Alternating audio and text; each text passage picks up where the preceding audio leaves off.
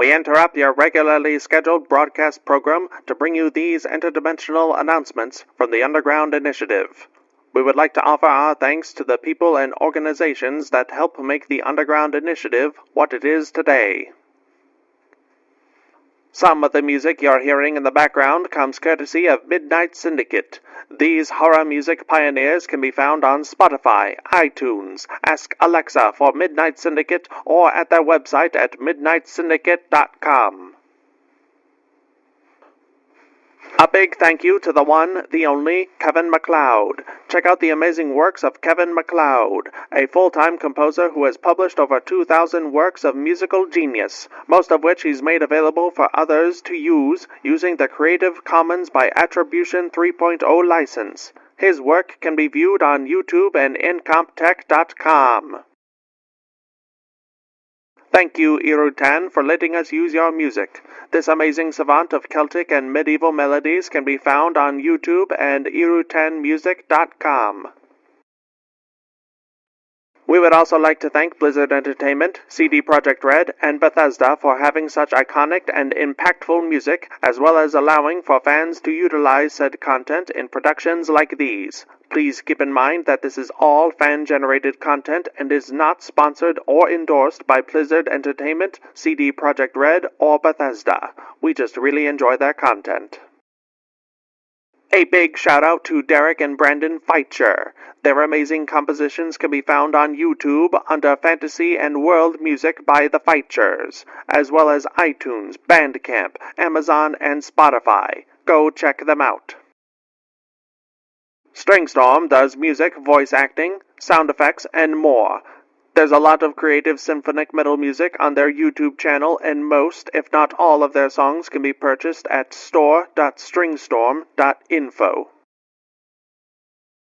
Various artists and animators were vital in bringing the Underground Initiative to life. We would like to thank Edvartigo, who can be found at twitter.com/Edvartigo. Sunzaki Kojika. Check out her artwork and content at twitch.tv/Sunzaki Kojika, and CJ Emmanuel II. Thank you very much, and enjoy the show.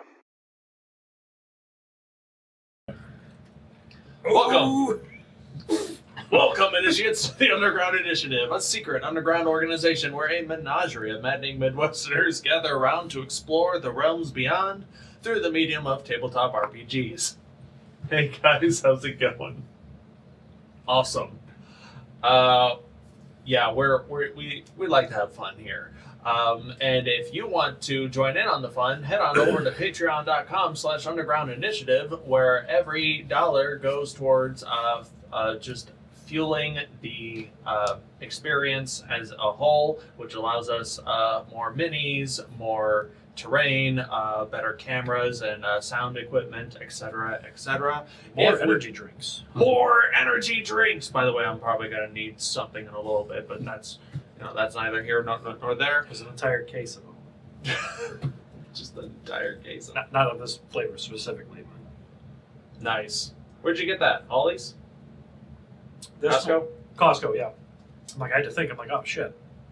Not sponsored by Costco, but you should definitely check them out. Yet. Hey, if I can get that, man, shit.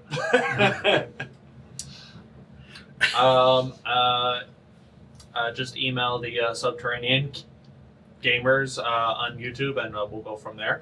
If you want to sponsor us. Also, for every 10 patrons that we get, I will wear a lovely wig for an entire episode. If we get 20 patrons, then those 20 patrons will enter a random drawing for the chance to win a signed copy of Written in Blood, the first anthology series of many, here's hoping. And one of these short stories is written by yours truly, John! It's not optional anymore, you're signing it. It's not optional anymore, he's signing it. He doesn't have to sign it. Hey, if you want us to sign it too, we'll do that too. We'll hash it out. The details don't matter. The point is, you get a free book, and if that's not enough, you get a free PDF along with it. And if that's not enough, well, just keep donating. I'm sure we'll come up with some crazy stuff. In fact, if we do 30, we're just making it up as we go. If we do 30 patrons, we're going to have a puppet episode. Yay! Puppet, not Muppet. Puppet, not Muppet. Unless they want to Hey, sponsor. you know, yeah. Unless they want to sponsor. Jim Henson Company. You know how expensive it is going from puppet to Muppet? You fool! I've made worse investments. Yeah, we'll do a puppet episode. I don't know if it's going to be like part of our norm or if it's just going to be a short thing. I don't know, but we'll cross that bridge when we get there. But yeah, every 10 patrons, I'll wear a wig. 20 patrons, you get a book. 30 patrons, you get puppets. I see this as an absolute win overall. Nothing bad can come of this. Anyways, I believe that is all of the announcements as of now, unless anyone has anything to shill or plug. Actually, yeah, if you don't want to deal with the drawing for the book, you can head on over to Drive Through Fiction and purchase it there. But if you can't find the link there for whatever reason, you can also check out the links over at From Outer Space.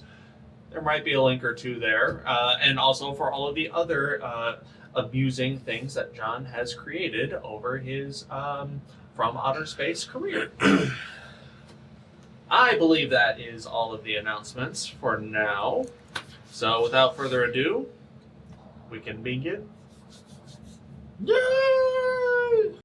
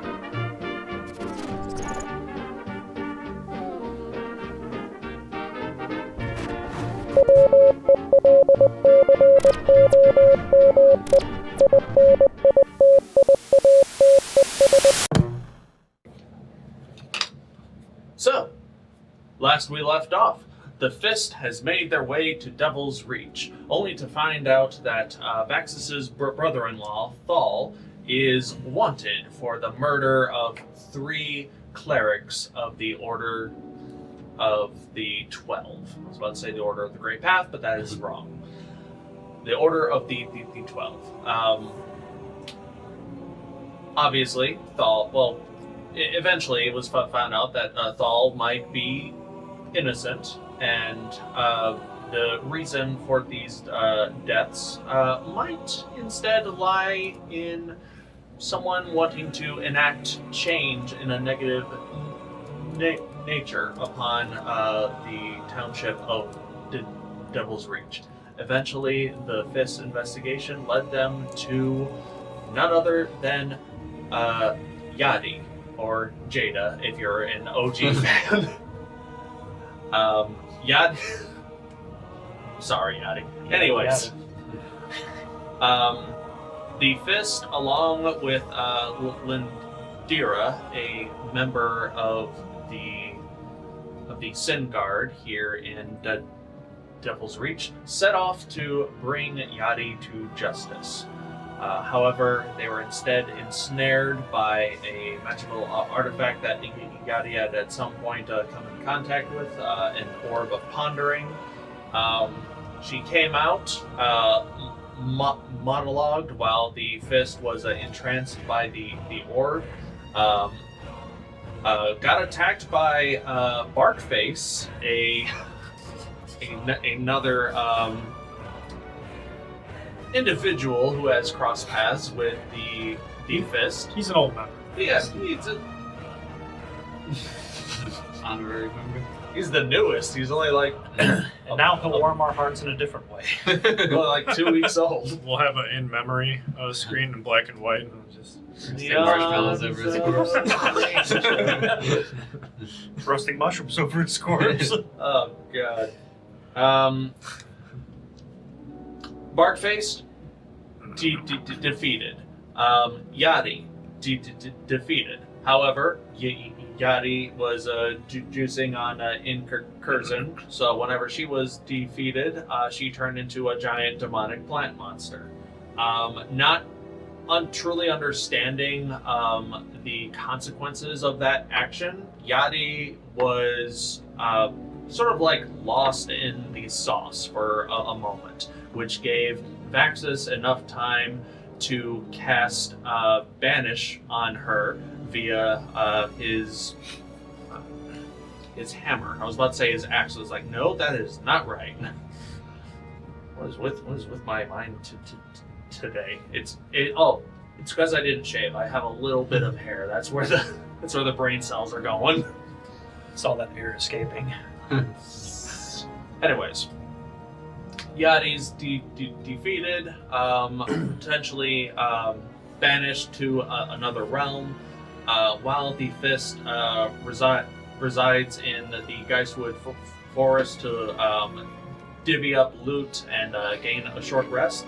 Out walks another member of Vaxxus's past, a wandering elf by the name of Adoyan, who's just like this very nonchalant, carefree isn't really the way I would describe him. Just as like he's just a really chill, overly chill person, who is also apparently a member or former member of the Order of the Grey Path. Before that connection could be explored further, the Fist should head back to Devil's Reach, as the other members of the Order of the 12 that have ventured out here seem to be primed and ready for a crusade into Devil's Reach proper. Adoyan being capable of some form of magic, was able to open a portal through a tree, and the Fist enters, hopefully to get back to Devil's Reach faster, but no one really knows where this tree is leading, so He's just in there. Good luck. What? trees exist in the bottom of the ocean, you know. So, oh, you done goof now. And that is polymorph giant whale. Everyone get in my mouth, Earl. You're like Beast Boy. He just put out, And he's green! He just put out three metric tons. I'm so jealous. That diabetes hits orcs pretty quickly. I don't remember this part of the incursion. Orlin, you are, since you were the first one to enter the tree, you are the first to exit. For about a second and a half, there is just this this sensation of traveling between space and time, almost like galaxies are just like whirling past you as you step through a tree and stumble out to the other side. As you step forward, you are in a fairly familiar space, as you find yourselves still within the Geistwood Forest, but just outside of Devil's Reach. And as you step out, are you mounted on Saoirse? Yes. So I'm going to describe what... I'm going to describe someone else's scene. There is a large armored minotaur paladin by the name of Redzi guarding the this closed wooden wagon that carries the corpses of the three clerics who were murdered. from his perspective, a tree just opens randomly, and an armored dude riding a manticore steps out of it, and he's just flipping like, "Ah! By the Platinum Dragon, who stands before me?" I'll take off my helmet. Oh, it's you. Hi. Hello, Count. Good to see you again. Likewise. Other members of the Fist trail out. You of can kill this the ones tree. behind me. Sometimes you're gonna go full Sam Jackson. You better lower that weapon.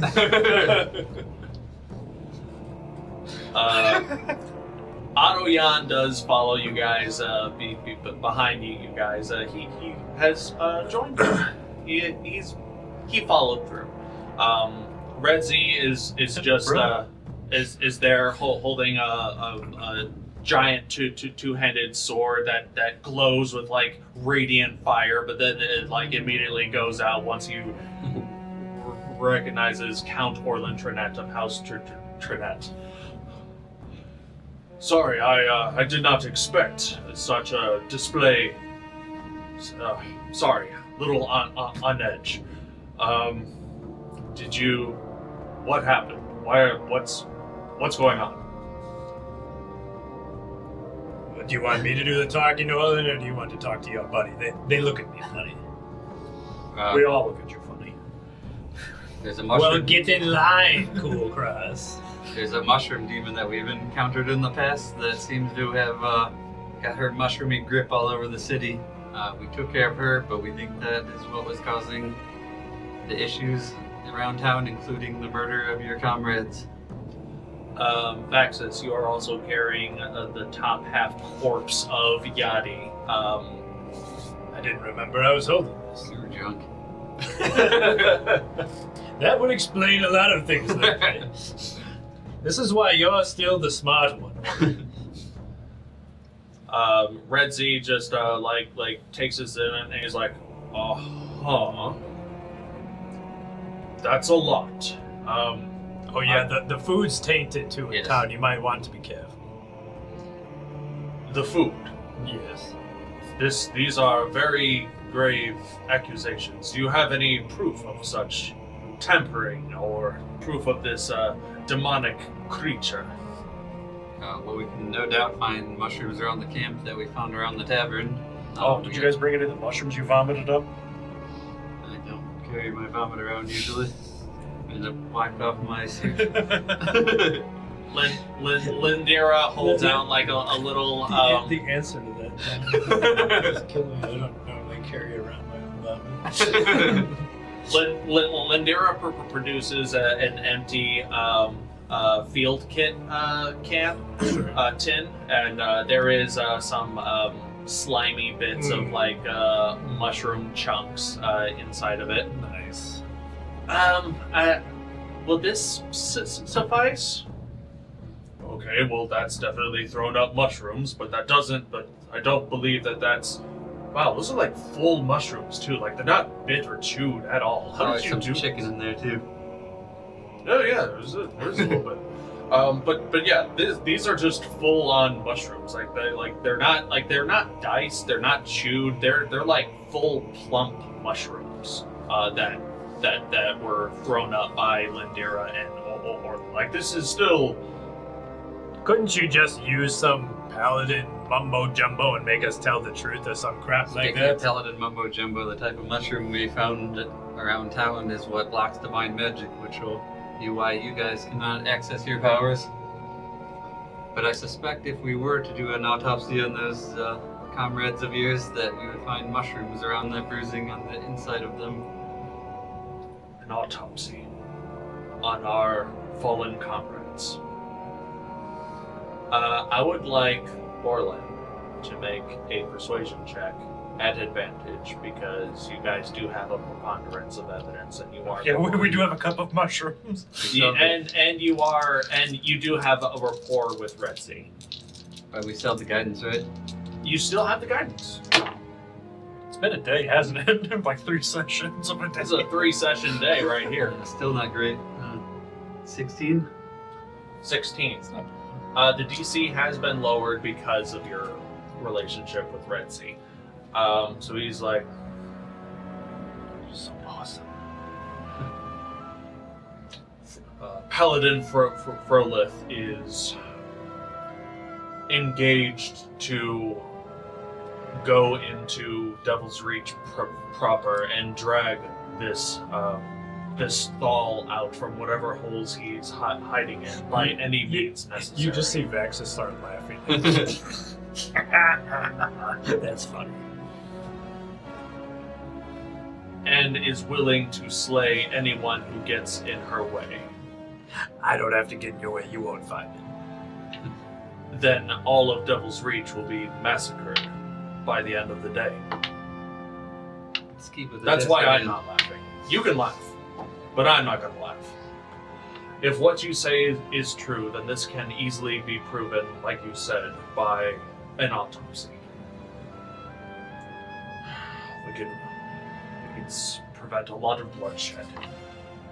I'm putting my faith and my trust into the Platinum Dragon and you. But if I cut open these bodies and I don't find a single spore, I will smite all of you. Before we do any incisions, I can look inside. So it's not for nothing. We don't have to desecrate any bodies. Can you do so in a timely manner? Again, I tuned my ring before we left. Side note, I thought they couldn't use any of their spells because of the mushroom hindrances. There's spells can be used. Healing is one of their knockoff points because of the mushrooms. That, and they're not able to use as many spell slots as they would in a day. So it's just as like a magical tampering with their magic. Most of their offensive capabilities are still there. Okay. When looking around, do I see any of the mushrooms that hamper divine abilities?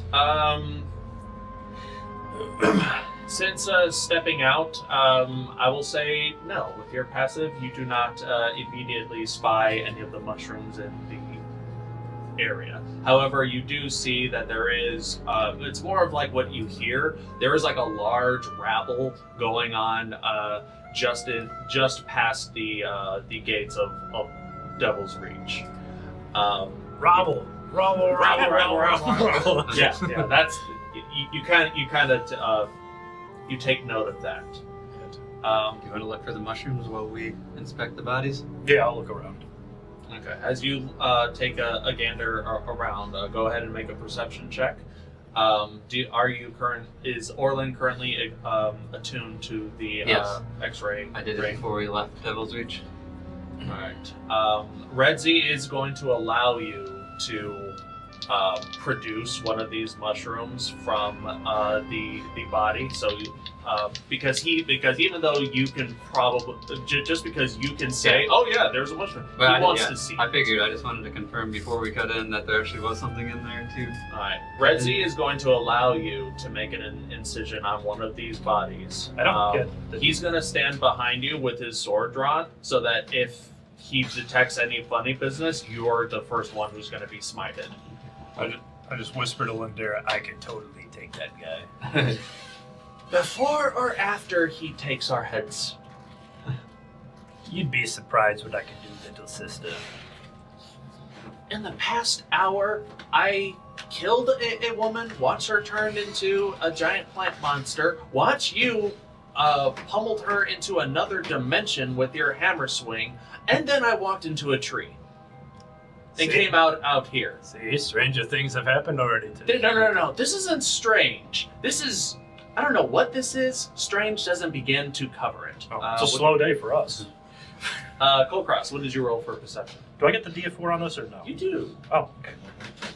It's even higher. 24. 24. All right. We're going to keep that going forward. I'm going to say that you do like a spiral check of just in the surrounding area. Redzi doesn't want you to go too far because if something goes wrong, then he's going to have to keep you within smiting distance. Orlin. Redzi unlocks the wagon, and before you are 3 partially covered corpses of the Order of the 12. I would like for you to make... There are also dogs. That's her excited bark, so someone's here that she wants. No, those are happy barks. Go ahead and make a medicine check with advantage because you are using the X-ray vision ring to. But with the X-rays, can I clearly see it as mushrooms inside there? I will say that you're with the ring of X-ray vision. It's like you're peeling back the layers of what you can see. Right now, there's a body covered in a shroud. And then the next layer, you see the body. Next layer, you see them naked. Next layer, no skin, no muscles. And then, but you like focus on the area with the most contusions and bruising, and it's just like enhance. And indeed, you do find fully grown, plump,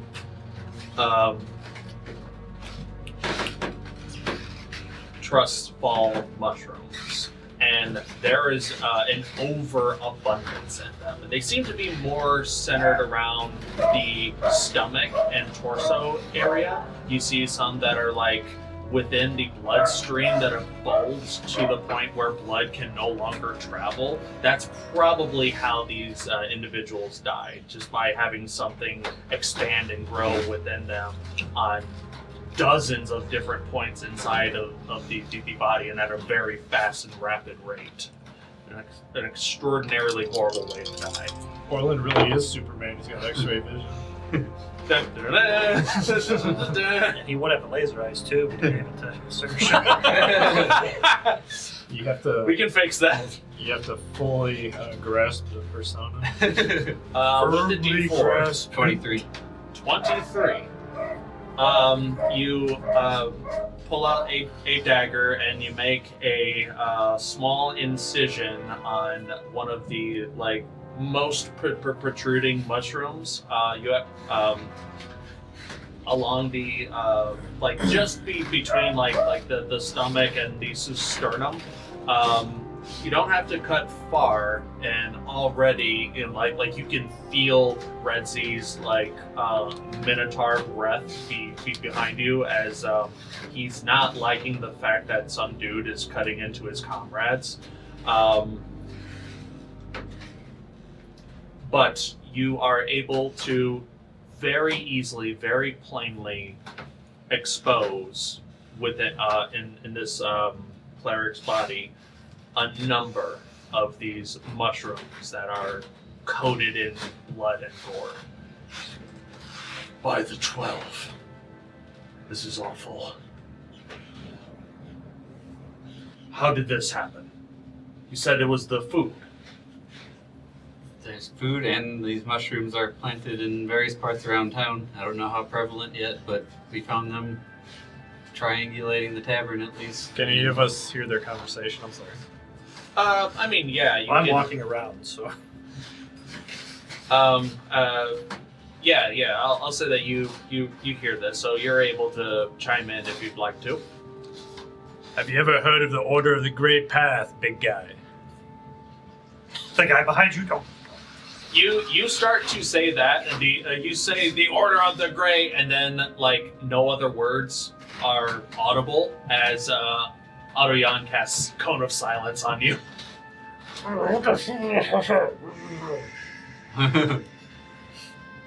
His eyes are super wide.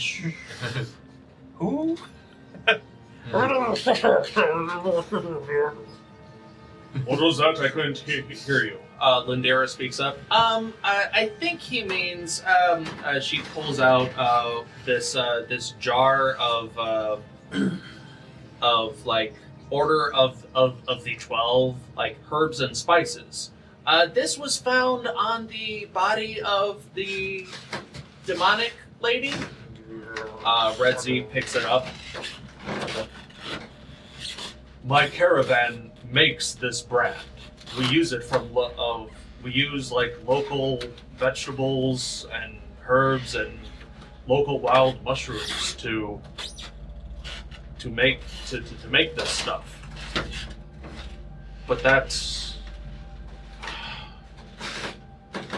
Kayla, one of our other members. She serves the Wild Mother. She is in charge of making these spices, and we are in charge of distributing them anywhere we go. The free meals that we give, we add these spices to for flavor and filling. Kaya's tent is right over here. We must get to the bottom of this. He closes the. Sorry. No, my mic. He closes the wagon, locks it. Would you follow me?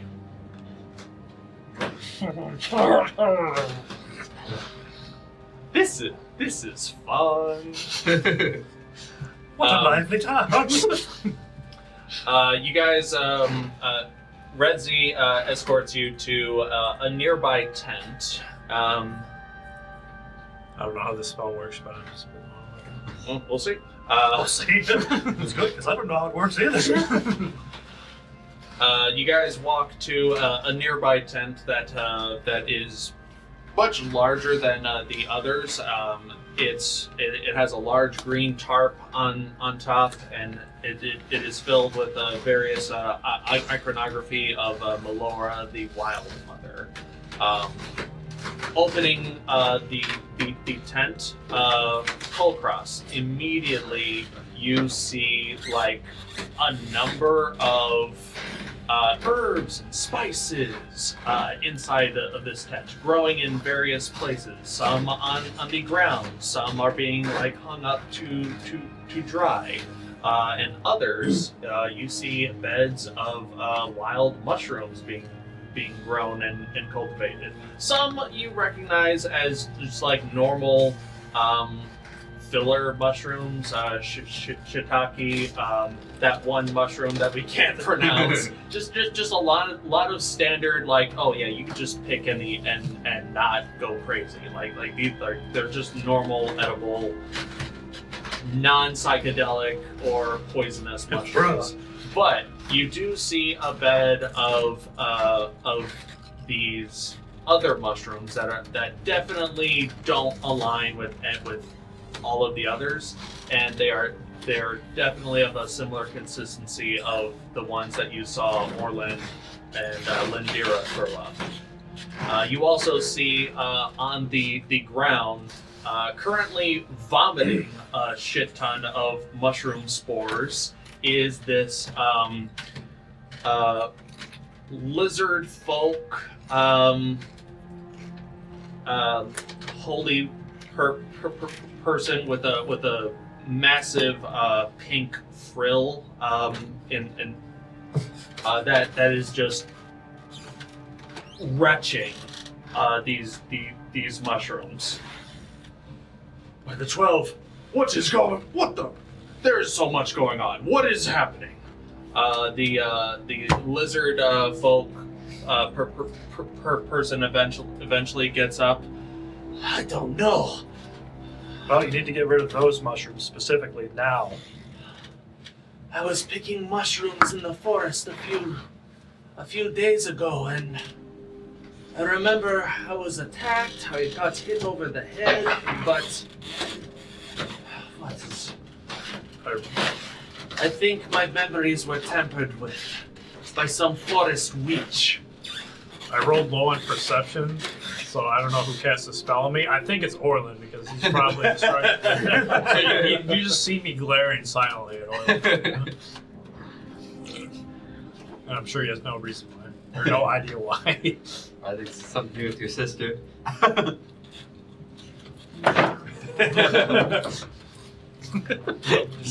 You seem really upset, but there's obviously nothing going on. Oh, she has pink and blue head frills. My mistake. So yeah, this lizard folk paladin named Kaya. She goes, yes. Well, I was in the forest picking mushrooms a few days past. I was attacked by some forest witch with green hair. You still have rubber. Is this her? Yeah, that was her! I think she did something to my memories, You still making me think that these mushrooms, and she points over to the trustfall ones, making me believe that those were just everyday filler mushrooms for spices. I'm still silenced, right? Um, I don't know how this works. odds or evens? let's say for now you're not silenced. For now. I don't know What's going on? But I kind of look around, not wanting to tempt fate because I don't know who did that or why. But I'm just gonna keep quiet for now. Before we answer all the questions, should we stop the lynching from happening? Yes. Yes, absolutely. Oh, I'll come as well. You're gonna need my testimony. Well, let us try to regain some semblance of sanity throughout all of this chaos and mess.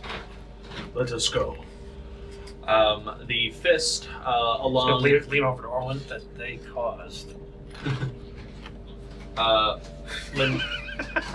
Lindira and Aroyan help Kaya to their feet, and everyone marches towards Devil's Reach proper.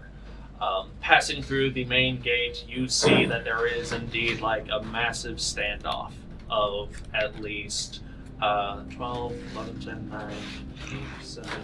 about 7 or 6 of these, of like assorted clerics and paladins. They have summoned various creatures to their aid, spectral angels and spectral unicorns and angelic dragons, wingless dragons to fight along their side, and opposite of them is what looks to be almost the entire town of Devil's Reach. At the forefront, you see the Beast Warden with his cowboy dusters and 2 massive shadow hounds behind him, and his hand, his weapons aren't drawn, but his hand is just resting on a revolver in the front.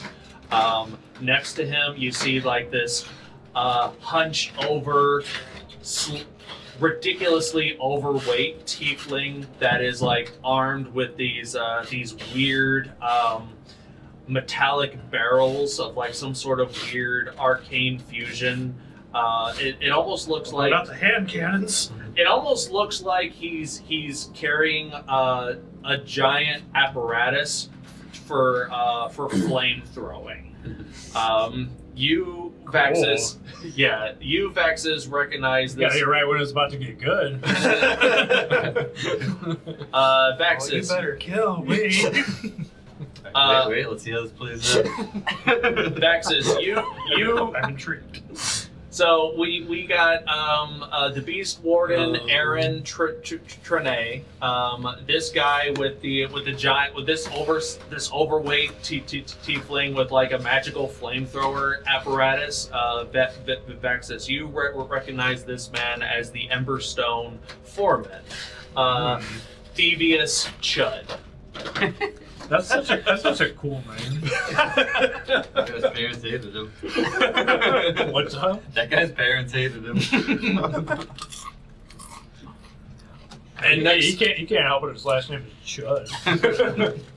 It's a family name. It is a family name. I'm And definitely gonna write that down. flanking Aaron Trinette is Mr. Chud and Vaxxus, who you recognize as the head faith seer of Devil's Reach, a tiefling woman, elderly. She walks with a cane, but she is flanked by these spectral, devilish imps that seem to be like wreathed in some sort of like black fire. You recognize her as Doris Lamal. Lamal.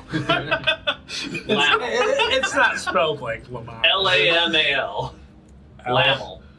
Lamal. Wow, Chud. Oh, God. This town's a riot. They're all variations on the noble families. Judon, Lamlin.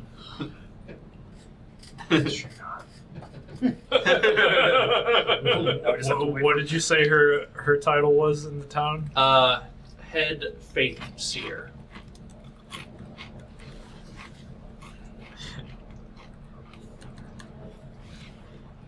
Thank you for catching that. By the way. How do you spell Chud's first name again? Thev Thev. Ius. Thevius. Or Thevius. Everyone just calls him Mr. Chud behind his back. Is that Emberstone blacksmith you said? Foreman. He runs the Emberstone mines here in town. But he's also ready to burn a motherfucker whenever it comes to it. You got flamethrower for Sersha. Just giant cannon. What is that? Don't worry about it. I feel like this is the perfect place to go if we're low on members of the Fist. We're just gonna come back here and start recruiting. I mean, yeah. You see some other people in the crowd. You see Judy with like. It's like she's carrying like a small miniature cauldron, and she's just ready to like throw acid on someone whenever the occasion calls for it. You see the this other like really old tiefling with like cracked gray skin. He just wears like a pair of coveralls. A cowboy hat, and he's wearing like a red bandana around his neck, and he's carrying like a big old shovel, just a shovel. You recognize this as he's about to kill him, man. You recognize this as you recognize this as the town's gravedigger, Gimbal. We gotta have a proactive in my job. There are also just like various townsfolk here, just like with various pitchforks and torches. Those who look to like the rooftops. There are dozens of like devils and imps that are just like sipping on booze and eating popcorn. Some have like little flags that say "Go Tiefs."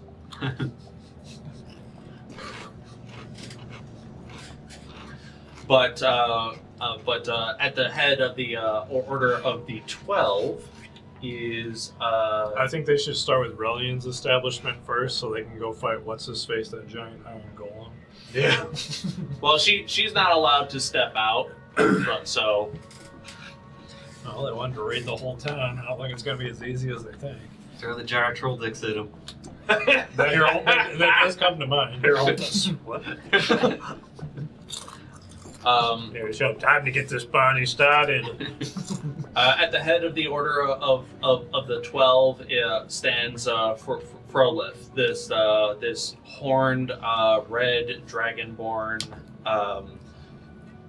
paladin of the Stormlord Cord, and you can see like this aura of electricity around her as she stares down Aaron Trinette. And it looks like they're just in like a heated dialogue exchange of like, we know you have Thal, give him to us, and things won't get messy. Well, that ain't how things work out here in Devil's Reach. We believe in this little thing called justice. You might have heard of it. Don't speak to me of justice, you horned cretin. The fact that you wear a badge is a disdain for justice. I just kind of look at Orlin. Does the fist wish to intervene? I'll fly and land right in the middle of the conversation on Sersha, and I'll use thaumaturgy as I'm flying up to make my voice louder and just yell, "Stop, you fools!" Out of nowhere, this This is like one of the plays that we do back in the day. Okay, you really gotta ham it up. Make sure they hear you. You should have permanent advantage to your performance checks from now on. Count Orlin Trinette, infernally blessed or cursed, depending on how you look at it. Riding aloft his magical steed, definitely cursed to look like a manticore, lands between these two massively opposing forces, and you definitely have the attention of everyone. Even the devils are like, "What's this? New development. Where's the steel chair?" We figured out the mystery. Sir Redzi? And Kai will fill you in on the details as they've seen the evidence. Redzi is holding on to Kaya, and they both approach. We are still figuring out the details, but we believe that everything that has occurred, including the murders, has been orchestrated by some sort of demonic creature, a witch of the woods, known as. Hey, what's her name? What's the demon's name? Yadi or Jada, depending on your translation. It's Yadi! The demon witch Yadi. It's canon. Got him. Caius steps forward. They speak truth. This witch of the woods attacked me not but a week ago. She messed with my mind, made me do things that I never would have done. She made me poison the food and spices that we have been selling and giving away to the people of Devil's Reach all week, spreading her influence, making us agitated, making us lose our faith. It is a shameful display that words cannot express. I'm kind of at a loss here, so if you guys want to hop in, you're more than welcome to. I've been on the receiving end of mind control multiple times, and it makes you do things that you never would do. We can't let it devolve into us killing each other over it. At this point, you see that there is, on the Tiefling side, there is almost like a part that is happening from the back up to the front. It looks like they are making way for someone to step through.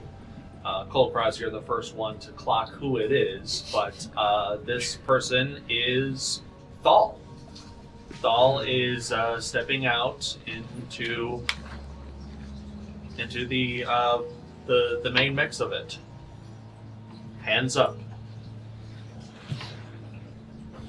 I hear you're all looking for me.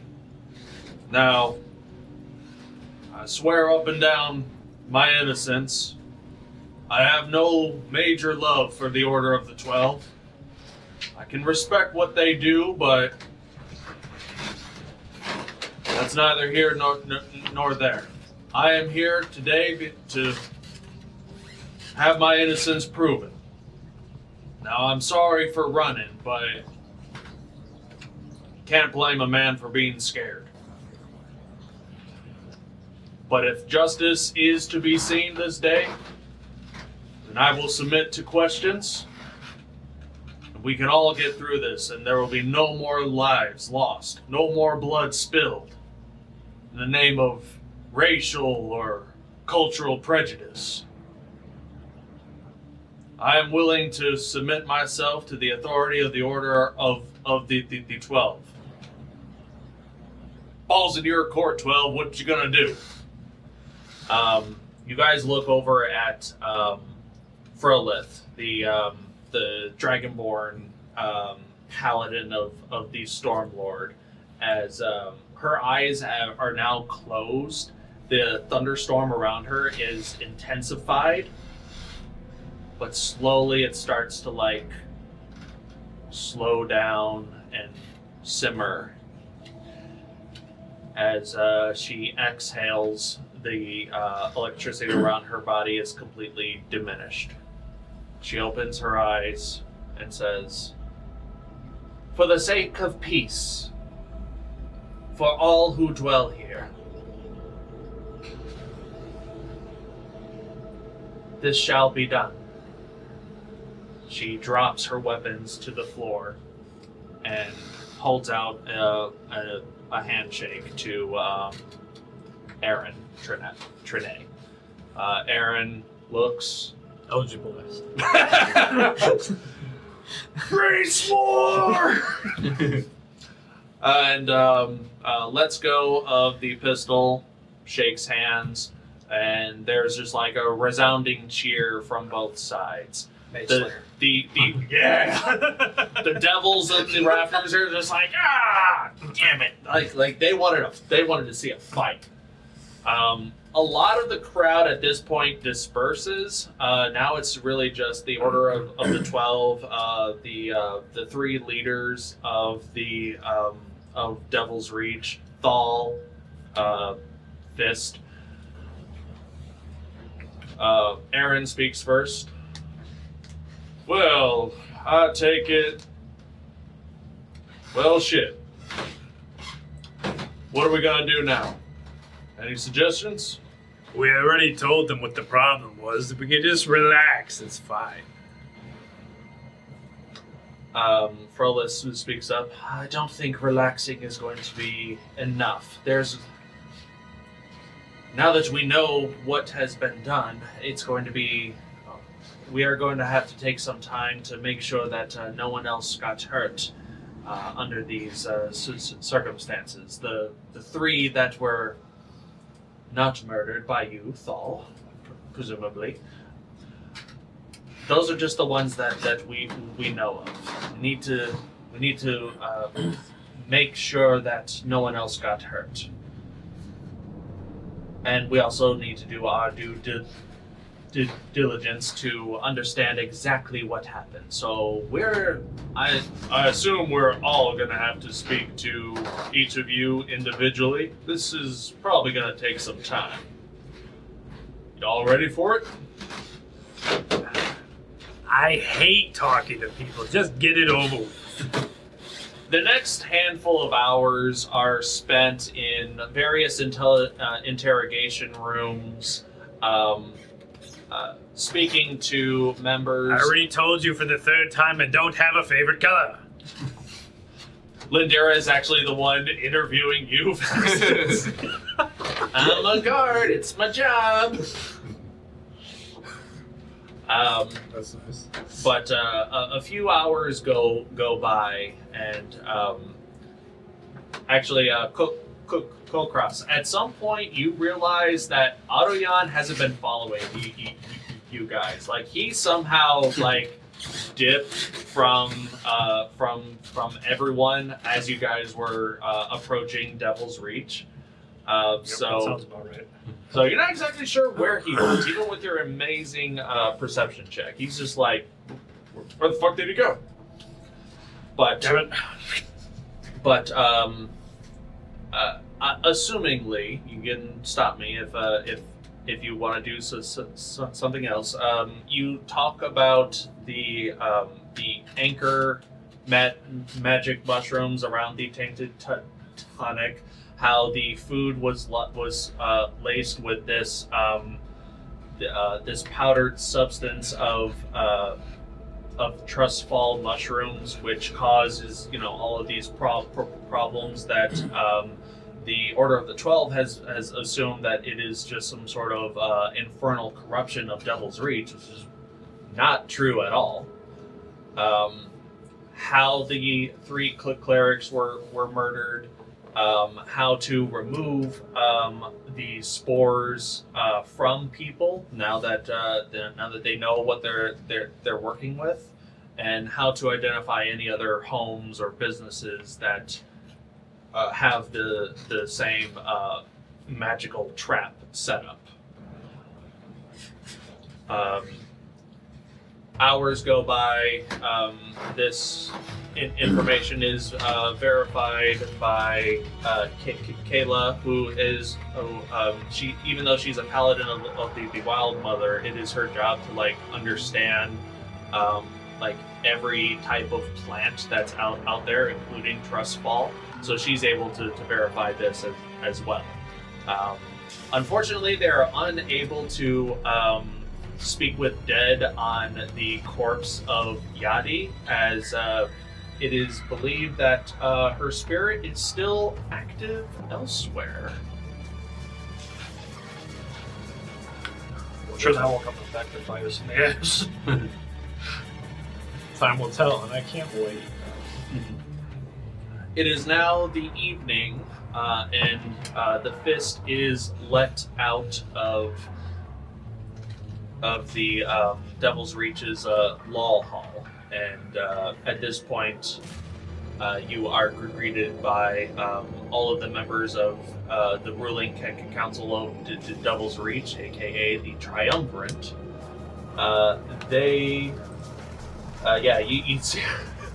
You guys get handshakes from the really fat guy, Mr. Judd. Hey, that's great things that you did.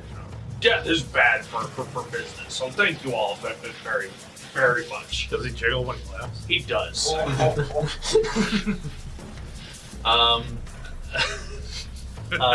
Doris speaks up.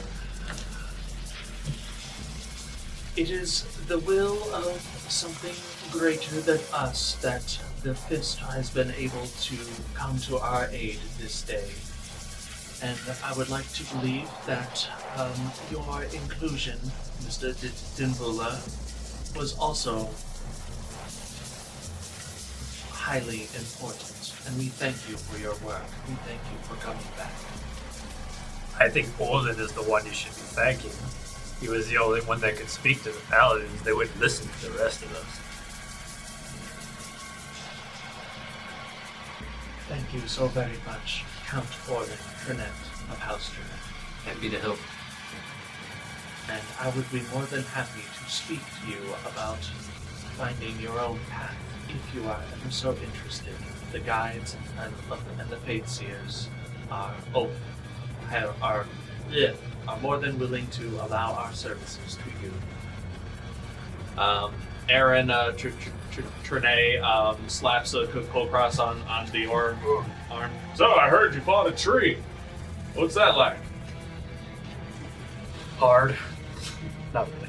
I imagine.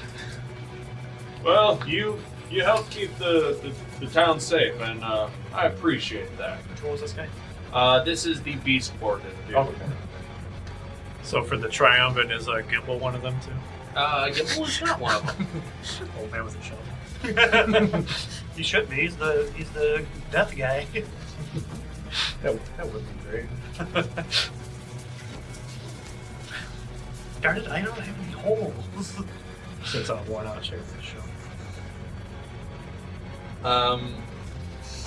At this point, Aaron speaks up. Now you all did a mighty fine thing for the town, and we appreciate it. We're working on a reward as of right now, but it's going to take some days to hammer out the details. It's going to be a combined reward from us of Devil's Reach and whatever the Order of the 12 can spare. But if y'all want to just sit tight for about 5 days or so, we can get that handed out, no problem. If it's a statue, I can compose for a while if you'd like. We got a guy for that. You have to pose nude the whole time over there. We've all seen it. Unfortunately, that's Lindiara true. speaks up. Not all of us. All right, shut up, boy. Shut up. You're the one who said it. I was trying to make a joke, and then, all right, fine, joke you ruined. Joke ruined. A little bit of time goes by, and out from some interrogation rooms comes Thal and Auntie Emerith. Thal speaks up first. I just wanted to say thank you all very much for believing in my innocence. And Vaxxus, I know we don't. I know we are not gonna see eye to eye on a lot of things, but whether you had your horns pulled to make it happen, you helped prove my innocence, and I just want to let you know I appreciate that. Sure. And if you want, you can even punch me again if you like.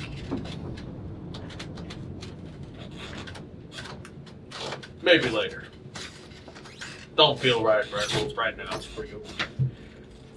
Auntie Emerith speaks up. You all saved my boy from. I don't even remember what accent I had. It was the a Jersey. smoker. It was like Mrs. Big Head almost, I thought. It was like a Jersey smoker accent. You did a lot of good things for my boy, and I'm very thankful for that. Very nice. It's been a few days, but I think I know my way. I think I can remember my way around a kitchen. Why don't you boys stop by the Tainted Tonic? I'll make you something nice. As long as it's not with any of the spices that those morons gave you. Oh, we don't use those spices in our restaurant. Wait. Oh, That was at Judy's tavern. Well, they said they dispersed it everywhere, so. Oh. Well, apparently they also eat from their own stock, so that's why those 3 clerics died in that incident. But Thal and myself didn't, so that's probably one of the reasons why we were targeted. It's because we don't use them. Anyways, I'm trying not to think of that. Tomorrow is a new day, and I got a restaurant to open. So I'll see you boys later. Well, Lindy, you're also more than welcome. Thanks, NPM. well, you know what they say. All's Thal that ends Thal. Oh god, that was terrible. I love it. I was holding on to that through the whole thing. As soon as he mentioned his name, I'm like, I'm gonna fit this into something. As you probably gathered, Auntie, we're not the sharpest spoon in the drawer. Hey, I'm not gonna Speak complain. for himself. Sharp spoons, dull spoons. If you have a stomach, you can eat my cooking. That's all I care about. I guess you fellas don't mind if we stay for the next few days. I'm sure you'd want to read your book. I gotta read my book too. You can read? It was a shock to us all. Sure, contrary to popular belief. I'll believe it when I see it. I'm gonna take the next few days to read that book. All right. You have reading glasses too. The next 5 days, the combined efforts of the Devil's Reach Triumvirate and the Order of the 12 are basically going door to door, casting various spells to remove any of the lingering effects of Trustfall on the entire populace. They were also able to successfully revive one of the 3 fallen clerics. The other 2, they are going to make further attempts. It was awful. Thal beat me to death. Resource back on! You're lying. But like there is still like a air of hopefulness that comes across the entire town. Like people are less on edge now. There's more celebration in the air. Things are just nicer overall. What would, if anything, what random things would the Fist like to do in these 5 days of downtime? Let's go bust a carnival. Lindira immediately beams at the idea. Oh, I got so many good places to show you. What's his Vaxxus doing? Well, I've got to do some reading. I've been to the carnival plenty of times, and I trust Lindira to behave herself, so I'll turn a blind eye this time, but I do roll my eyes pretty heavily every time she talks about it. That's your fault. And Kulkras, what would you like to do? Nothing really caught my eye in town, so I'm gonna try and finish this book. Alright. But, I actually might make my way to the Geistwood to see if I can find that hag's house you told me about. Alright. For one of the days, since I only need 48 hours to read the book, I don't think that would take my all 5 days. I'll probably finish the book too. Probably say I'd read the book in, it says 48 hours, so I'd probably read it 4 days. It would take 12 hours out of the 4 days to read. Last day go search for that house you mentioned.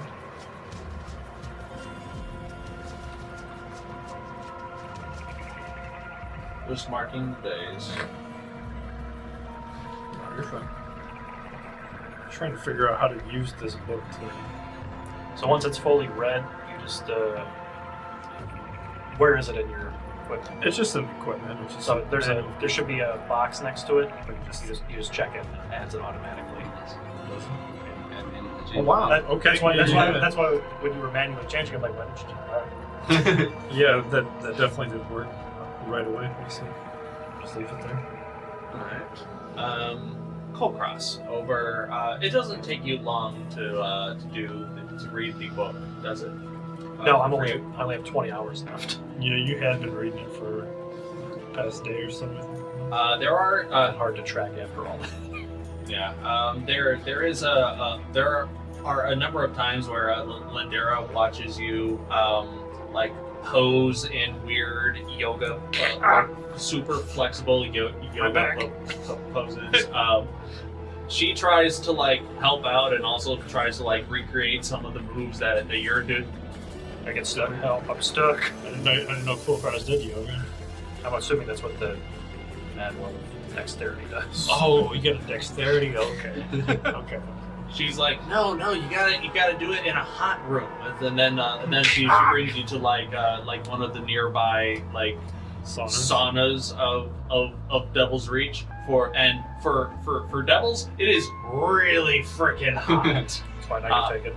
But it's really good for loosening up your muscles, so you're able to perform some of these more advanced moves easier under these conditions. I should imagine everyone else in the room. I think people could What is your stream? Yeah, I'll just I'll do like a Rock Lee from Naruto. I'll just start wearing training weights all the time, or like Goku. So instead of wearing like one set of armor, I'll wear like I don't know 2 or 3 sets of armor and just like go about my day that way.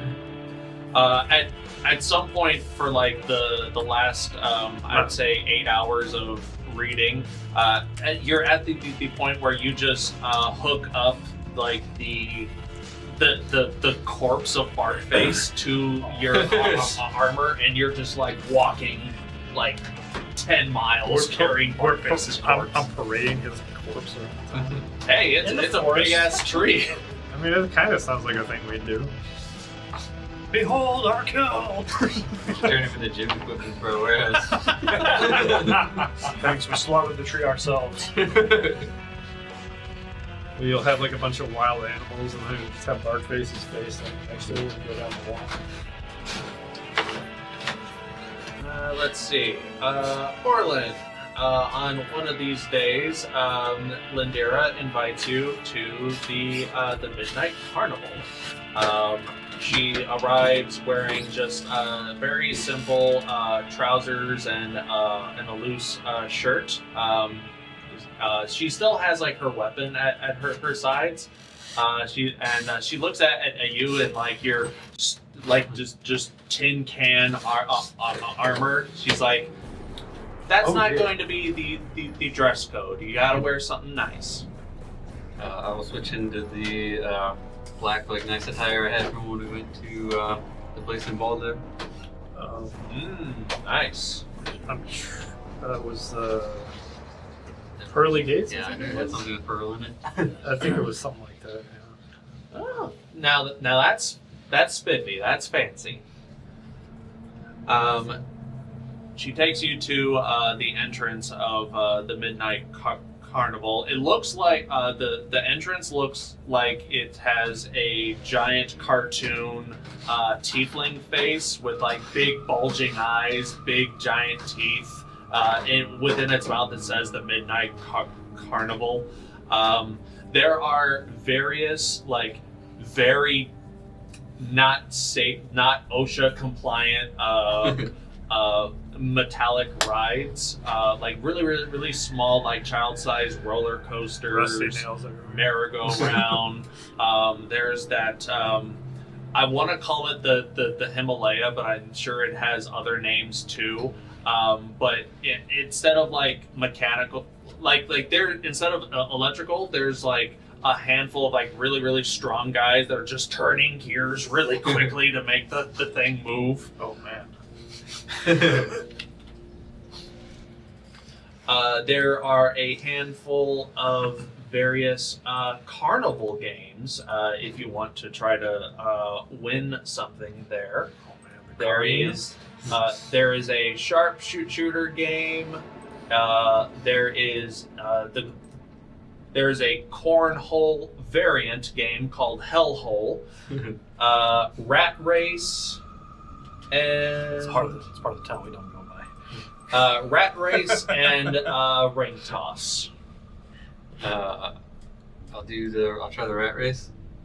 Okay, you are brought to there's a guy in the center of a wide square, and along the square there's like numbers everywhere. 1 through 100.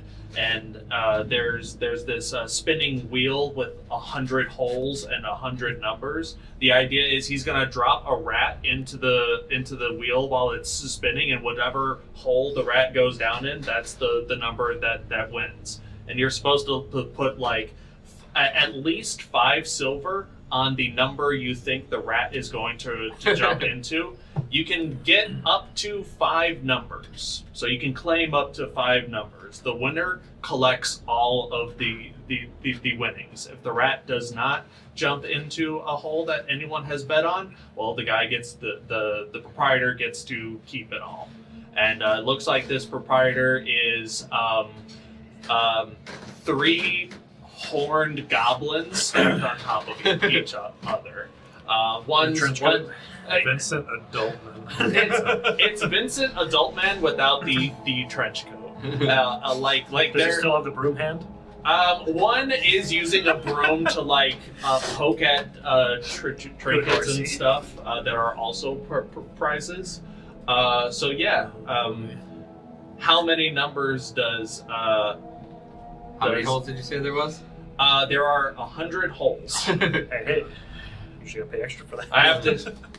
Hey, he asked a question. I answered. And it's 5 silver per hole.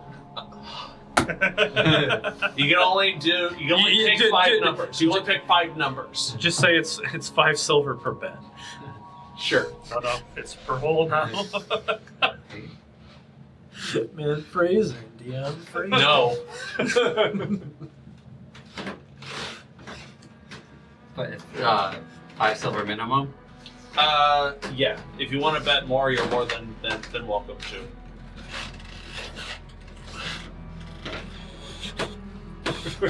Playing roulette over here I mean, that's kind of what it is. with a very dizzy rat. I'll do Very 1 gold on dirty each. dollar. And I'll do 6, 16, 26, 36, and 46. 6, 16, 26, 36 and 46. 36, and 46. 1 gold each.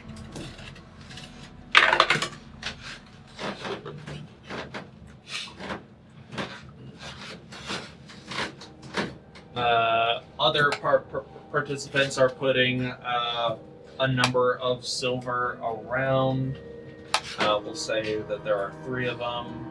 They're gonna choose 12, 19, and 57.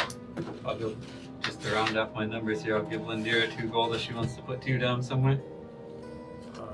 Thank you. She is going to choose 60. To put in her pocket. She's gonna choose. Oh, thanks.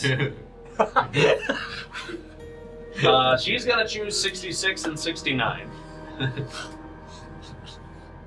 You get it? Orlin, go ahead and roll a D100 as the top goblin pulls a rat out of the box and drops it in the center of this spinning wheel, and everyone's like, "Come on, number! Come on, number!" 36. Hey! Got it. That's the D100? That's awesome. We have a winner! You just won D&D from now on. The goblin. Damn it. That's insane. Okay. You win 1, 2, 3, 4, 5, 6, 7. You win 8. That's crazy. You win 8 gold and 5 silver. So you pretty much just got your stuff back. Go ahead and roll because you also ran a trinket. Go ahead and roll. I do kind of remember this game at the fairs. Go ahead and roll a d12 first. 1. 1. Now roll a d100. 66. Nice. Not the kids. Who's the goblin kid? You win a monkey's paw. I'm going to use this. What could go wrong? A sandwich that never runs out. A sandwich that never runs out. But every time you take a bite, it progressively tastes worse and worse. Turkey's a little dry. Isn't that The turkey's a little what Homer dry. got when he got the monkey's paw? Well, he had this Subway. He had this sub sandwich from like. No, it was one of the tree houses before. He's like, Oh, he all did right, the monkey's all right. paw? Here's what I want. Not an evil sandwich. And then he gives him a sandwich. He's like, bread's good. Nice spicy mustard. Tomatoes. Turkey's a little dry. The turkey's a little dry. I'm sorry. You win a stuffed owlbear cub with red plume feathers. That one usually makes the round on Facebook every Halloween. I see it, I think. Oh, For the sandwich monkey paw. well, there was another episode where he had the sub sandwich. I forget where he got it from. It was a work function, I think. It was literally like 3 feet long, and he kept taking it with him everywhere. And eventually, That is what I was thinking of. it turned green. And Marge is like, "Are you gonna throw that sandwich away?" And Homer's like, "Yeah, I'm gonna throw it away." And it kept getting worse and worse. And It sounded like we had a TV at one point in there. He's like, two more feet I can fit in the fridge. Marge is like, "I found this behind the radio." And then he's like, "Marge, you need to be alone with the sandwich. You're not gonna eat that, are you?" And he's just sitting there for like literally like 15 seconds, not saying anything. And he's like, "Yes." It was the nastiest looking thing I've ever seen. Turned purple, I think. So you win a stuffed owlbear plush. That is so awesome. Okay, now how much of that was skill and how much of that was magic? I'm friends with all animals, even rats. I believe it. Hey, if you can be friends with my brother, I'm not that surprised. I said I'm friends with Reds. You see me chewing on something. What's your favorite ride here? My favorite ride? I don't know. It's been a while. I kind of like the they call it the River Styx, which is the Himalayan ride. It's a 2-seater wooden contraption to sit in, and there are others that are linked in a chain that are just constantly being rotated by like the heaviest strong men of the carnival to just make sure that this thing is always in motion. You want to try? Yeah, let's do it. All right. You both get inside. There is a safety bar that's put on in front of you, and this place is operated by a tiefling with an eye patch. All right, everyone, keep your hands and feet and belongings inside the ride at all times. Here we go. And then there's like some band playing and random like this sounds like music if it was on fire. And you hear Lindira goes, "Oh, it's the Dire Flamingos. I love this band." The ride starts, and immediately the force of just how the ride goes pushes Lindira into you. And it's one of those moments. But the ride is not smooth at all. It is kind of rickety. I need Lindira and Orlin to make a Constitution saving throw. No more mushrooms. You guys didn't eat any hot pretzels before this, did you? Some concept. 14 for me. Lindira got a 13. Okay. It's definitely a bumpy ride. The experience is probably not overly worth the price of admission, but because you are able to hold on to your lunch, it is a fun experience. They even have it to where the ride will go backwards, and the guys are like, "Okay, in reverse."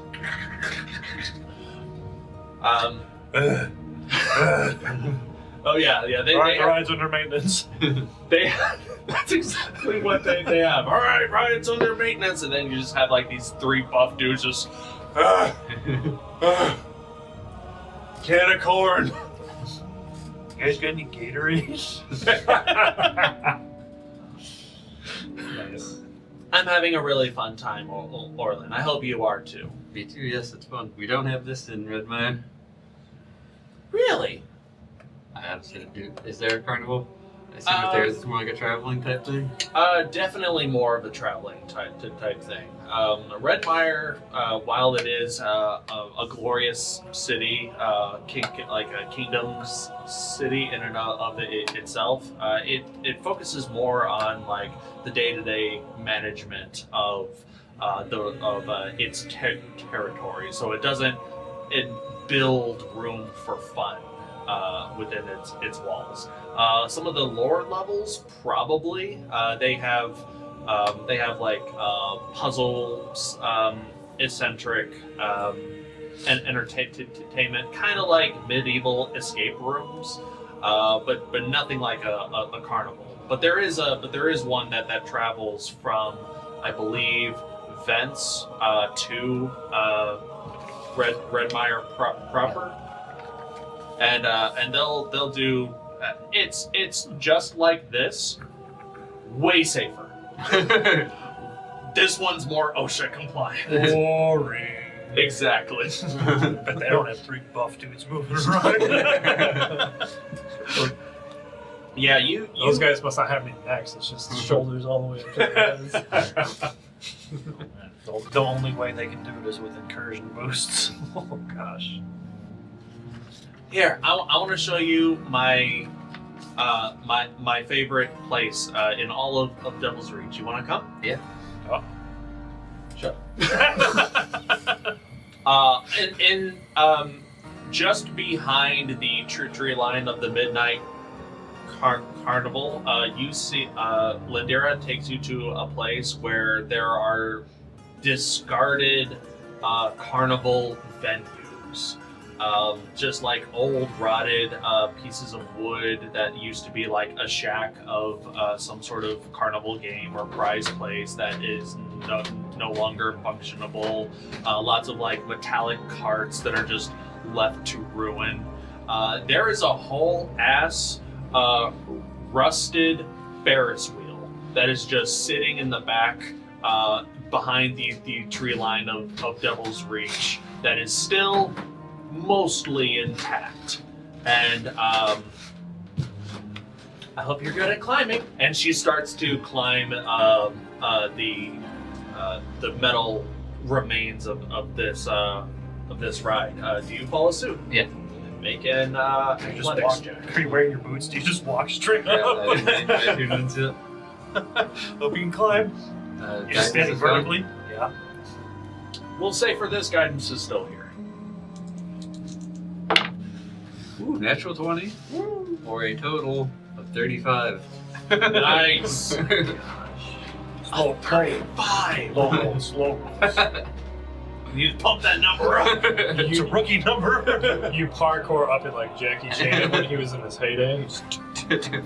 So Lindera has beat her climbed up this there. multiple times. She knows like the easy footholds and stuff. You actually outpace her, and she's just like, oh, okay. I do have a climb speed too, actually. You guys make your way to a section of the Ferris wheel that is pointed towards the bay of Devil's Reach. From here, you can see like the mountainsides in your periphery. You see this large, and then you see like the large ocean section of Devil's Reach, of the ports, the mist that has rolled in this large flotilla of like an amalgamation of ships that are like ported at Devil's Reach, and it also has some sort of like bazaar going on there as well. There's lights, there's glamour, and this high up, you do get a view of the dual moons in the sky. And Lindera speaks up. This is where I usually come just to get away from everything, just to like help put things into perspective. I wouldn't exactly say that I'm from Devil's Reach, but I don't know. It's weird. What do you think of this place? Great view up here. Peaceful. I kind of got the assumption that you and Devil's Reach, there's something there? This isn't my favorite city I've been to, other than the carnival. That was fun. I was talking more so of the, I don't know, the family connection. Couldn't help but notice that you and Yes, one of our... we've found a little bit about my family history, and it seems like I have ties that come back here, and some pieces are fitting in together when I saw the Beast Wardens. How does that make you feel? I'm still coming to terms with the fact that there's some devil blood in me. So there's a lot of confused feelings right now. A lot of tieflings go through that once they understand what they are. I feel like there's anger in me that's always kind of been there, that seemed unnecessary for a person that's had the privileged life that I've had, and that might explain where that comes from. I know the feeling.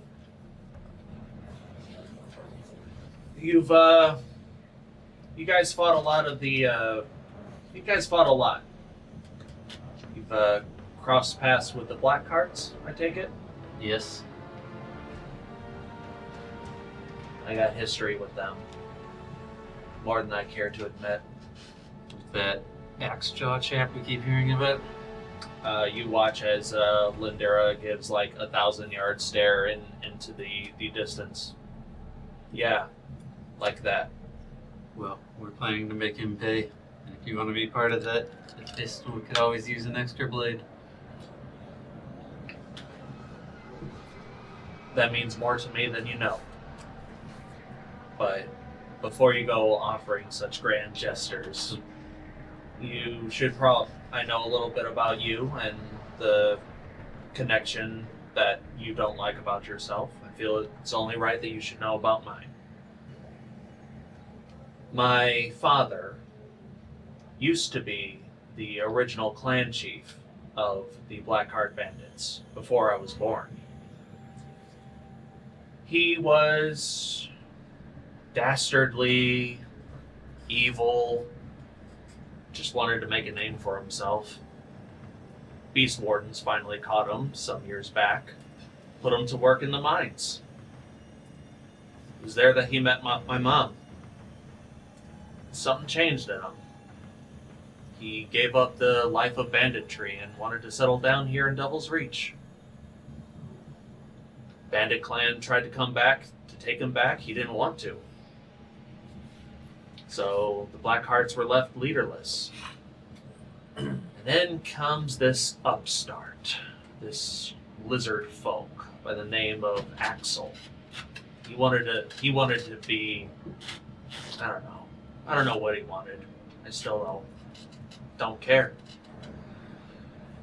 He wanted to make a name for himself by killing my parents, the last leader of the Blackheart Bandits. That's how he got his name, the Mangler. He dragged them behind a couple of horses until they were unrecognizable. I was very young then. Eventually, Axel was found, tried, and assumingly put to death. They ripped his jaw off while he was still alive.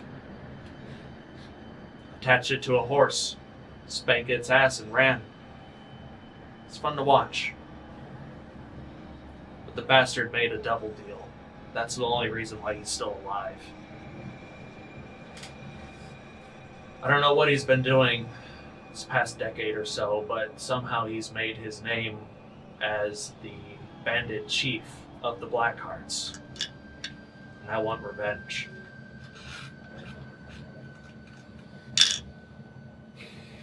We can help you get that.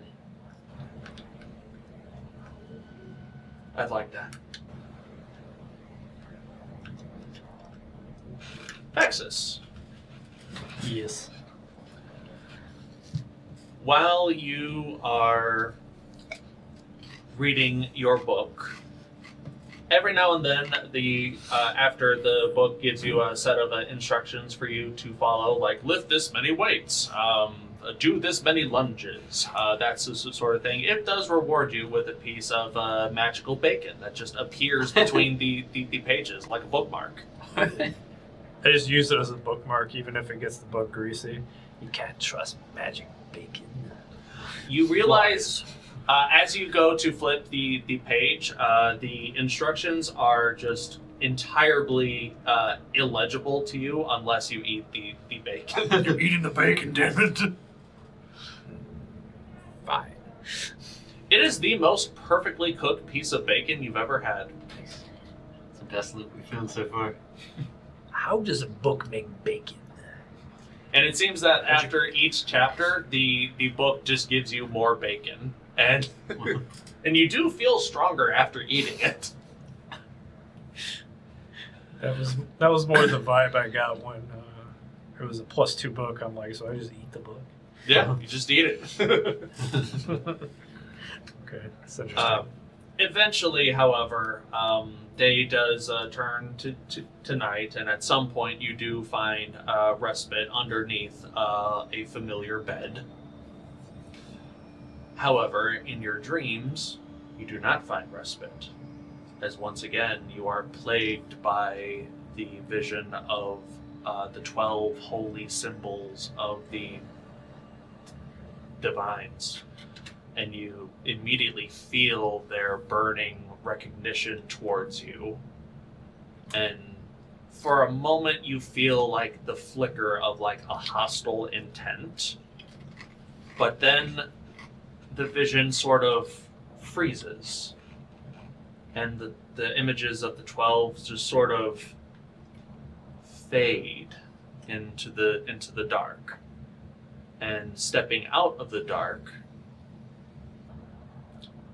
is the familiar skeletal form of the Whispered One. It seems that you are gaining all of the attention of all of the gods. Now that's amusing. I think I'm just everyone's favorite. What can I say, boss? Boss, is it? I know that you are looking for help elsewhere.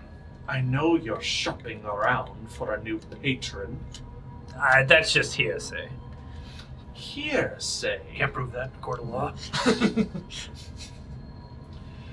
So I suppose that I shouldn't be worried about this Desiree or Vesh.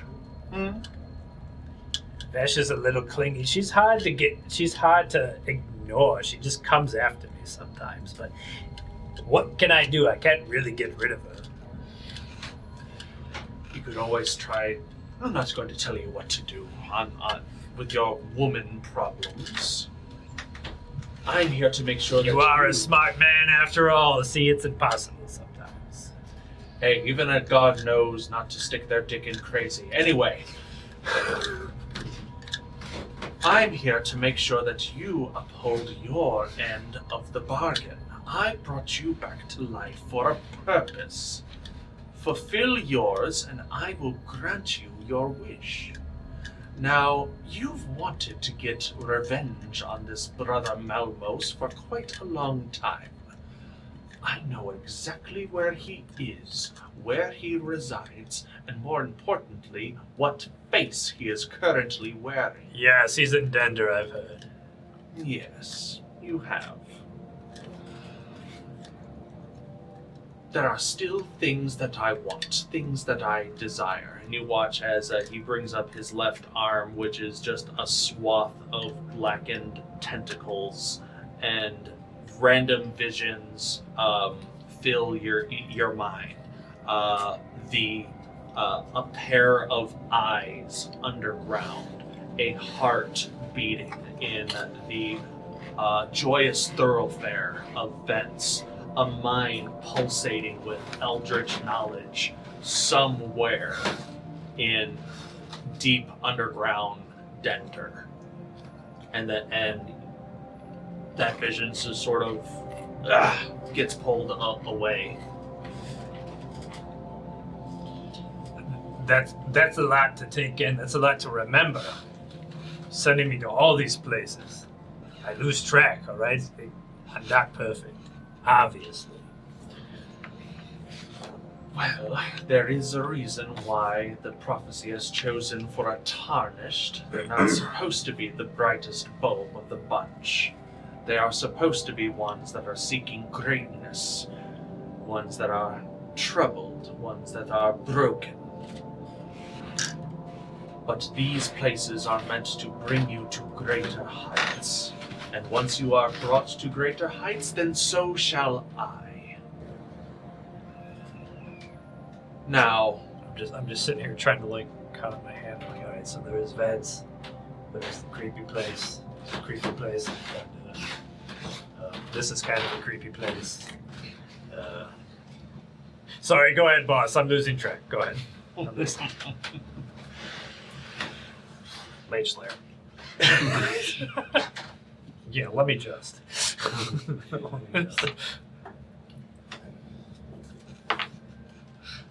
Just know that if you are seriously contemplating the end of our, I'd hate to call it a relationship, but that's more or less what it is.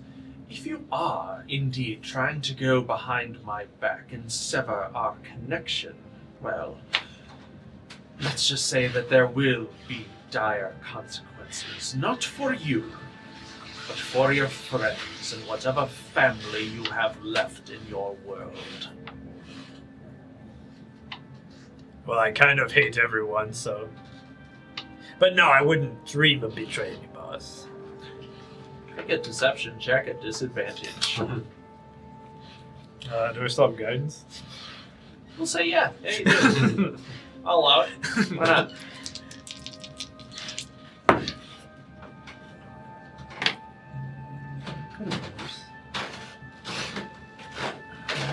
Mm, 18. 18.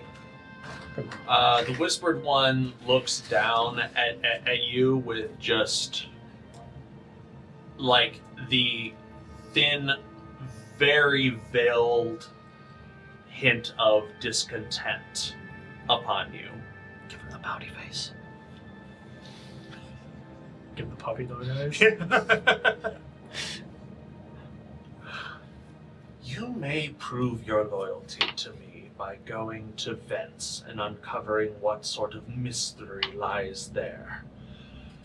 Do that, and he looks around, and now you see that those the symbols of the 12 slowly start to come back into view. I will save you from their ire. What did I do to them? I don't understand. Might have had something to do with giving away their emblems. Gods tend to like it whenever you brandish your affiliation with them. Once the journey starts, well... I can't worship them all. That's unreasonable. That's a you thing. That's not me. Who decided to wear all 12 at the same time? I didn't tell you to do that. I thought they were knickknacks. I didn't know they were going to bring You me thought! And then he disappears. How quickly it goes from serious to sitcom. Who does that type of thing, man? Fade away. As Vecna fades away, you are now left at the mercy of these 12 idols of the Lecture number 2 divines. 2 through 13. As they proclaim just a general discomfort and just a general just not wanting to deal with you, but they kind of have to because of this journey that you've started with them, inadvertently or not. Go ahead and make a religion check with the D4. I still like to believe they yell at you in dial-up. Just because it's all of them at once. I'm never going to get that sound out of my ears now. We could get someone to draw that, that'd be funny. Just Vaxxus with dial-up sounds. 14. 14. There is a... Well, Vaxxus, you tell me. How does Vaxxus internalize his displeasure or... Yeah, how does Vaxxus internalize his not so religious connection with the deities? In this moment? What's the highlight of Vaxxus's not vibing with the gods? Oh, you mean mentality, or what do I do? Or... Mentality, like why is Vaxxus's faith not as high right now? They only show up when they want something from me. They don't necessarily do anything for me, and they didn't really help me out in my life, so I feel like they're just around when it's convenient for them, not for anyone else. The 12 hears your plight and offers a response in spite of it all. The gods offer guidance to any who truly give themselves to wanting to walk that path with them. The gods used to give away their power frivolously in the days of old, and that almost caused the planet to break apart. They have to be more selective with who they give attention to, and that attention has to be earned. And it's going to get harder. But that is the whole point of faith. That is the point of this relationship that they are trying to instill upon you, or you are trying to instill upon them.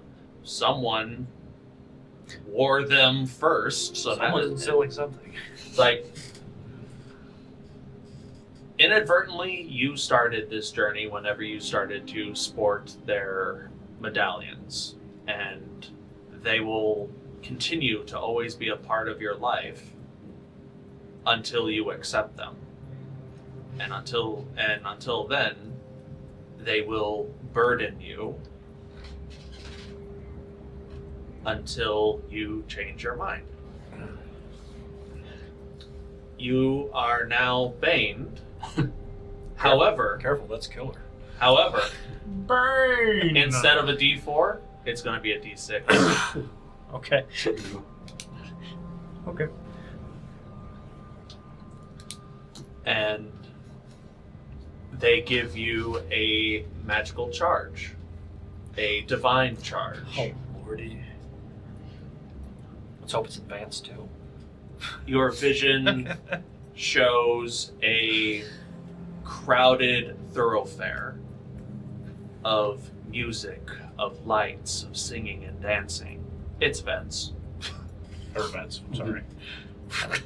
But you see, like, a number of these people, like, they're just, like, white silhouettes of humanoid beings. You see one of them darken and disappear, and another, and another, and another, and another.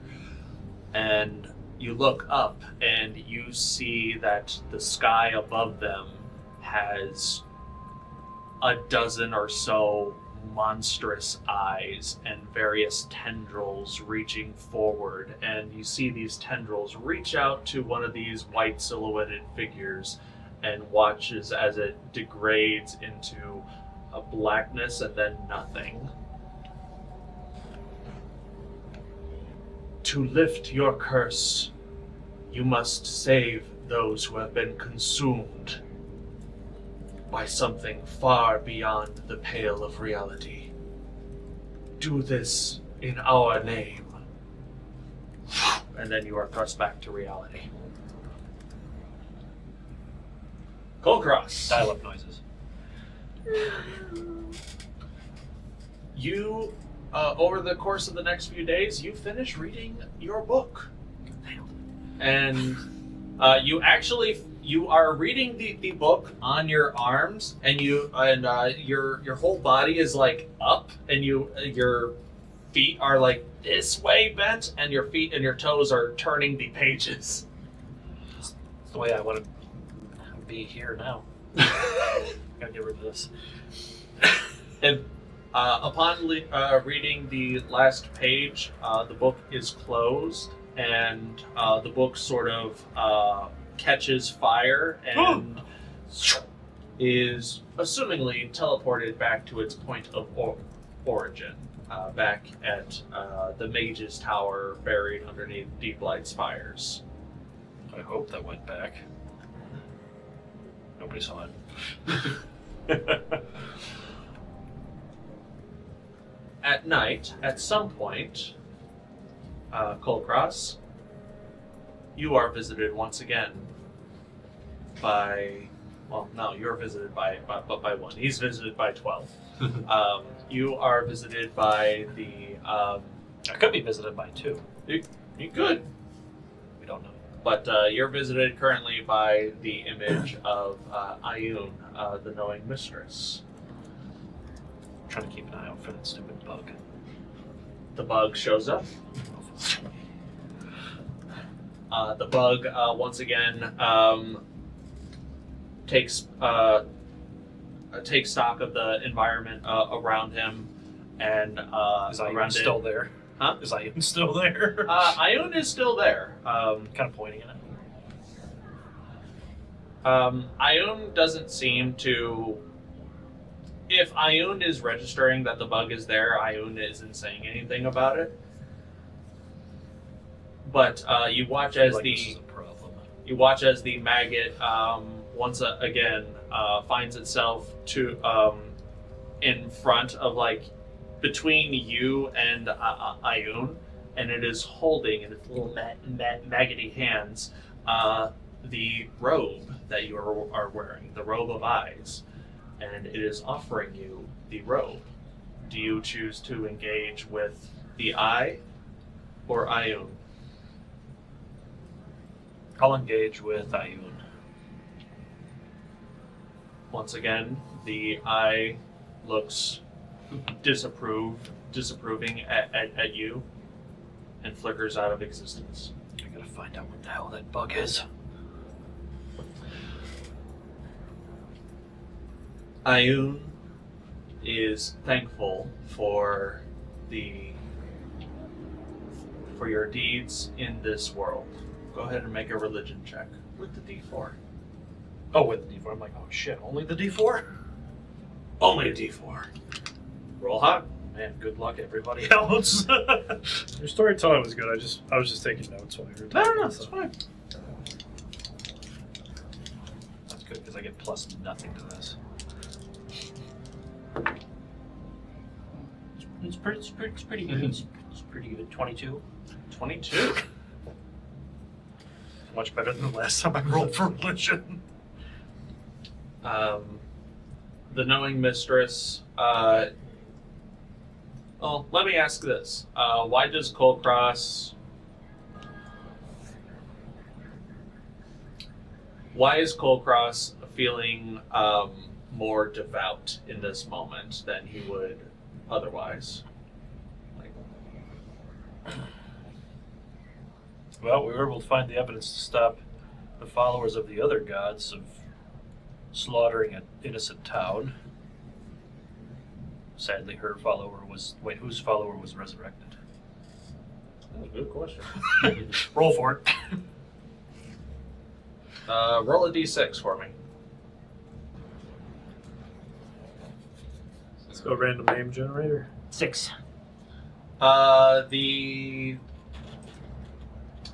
The cleric of Palor was brought back. The lawbearer and the knowing mistress cleric are still dead at this point. Sadly, we weren't able to save the other Ayun one, but we did stop imminent death from happening. At the last minute. That's pretty divine intervention, I think. The knowing mistress understands and is thankful for your role in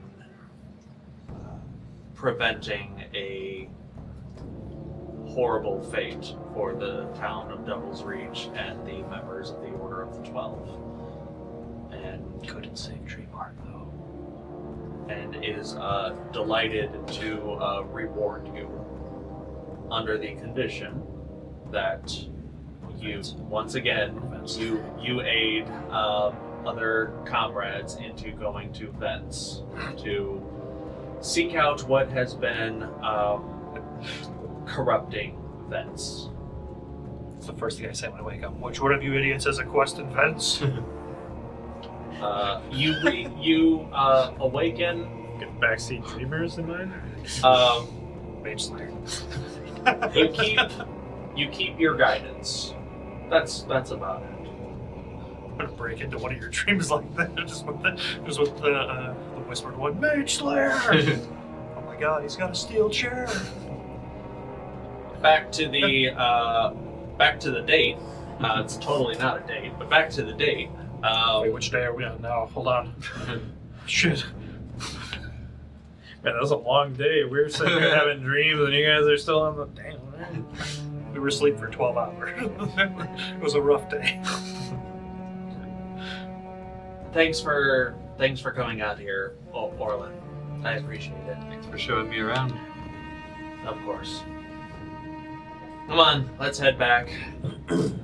Auntie M's afraid I'm gonna get pregnant out here. Have you ever heard of the Order of Sanj? Order of Good segue. Speaking of that, have you ever heard of the Order of...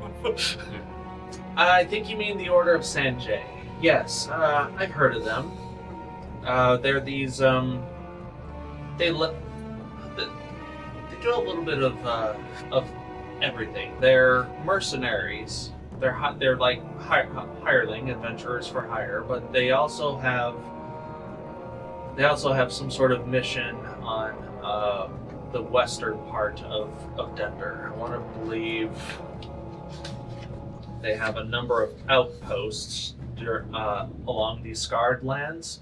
They protect those lands from demonic incursions because those lands are still blighted from the dark powers of the betrayer gods back during the cataclysm. So some of those monstrosities and entities still roam around those lands to this day, and the orders of Sanjay make sure that those entities stay in the scarred lands and make sure that they don't venture out into the rest of Arcala. They are monster hunters, demon slayers, really big on like the occult things of that nature. They make bargains with just about any type of entity you can imagine, fae, celestial, or otherwise. Why do you want to know about them? So no presence in Devil's Reach? I was told they're out west, but I didn't realize how far west. They'll send one of their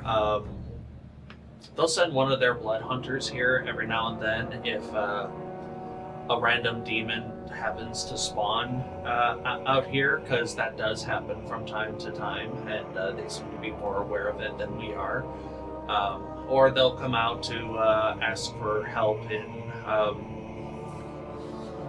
dealing with an issue that they have on their end, but they only come out whenever they absolutely need to. We have a transmutation wizard friend who can use monster parts for his experiments. So Why do you guys know so many weird people? part of the job.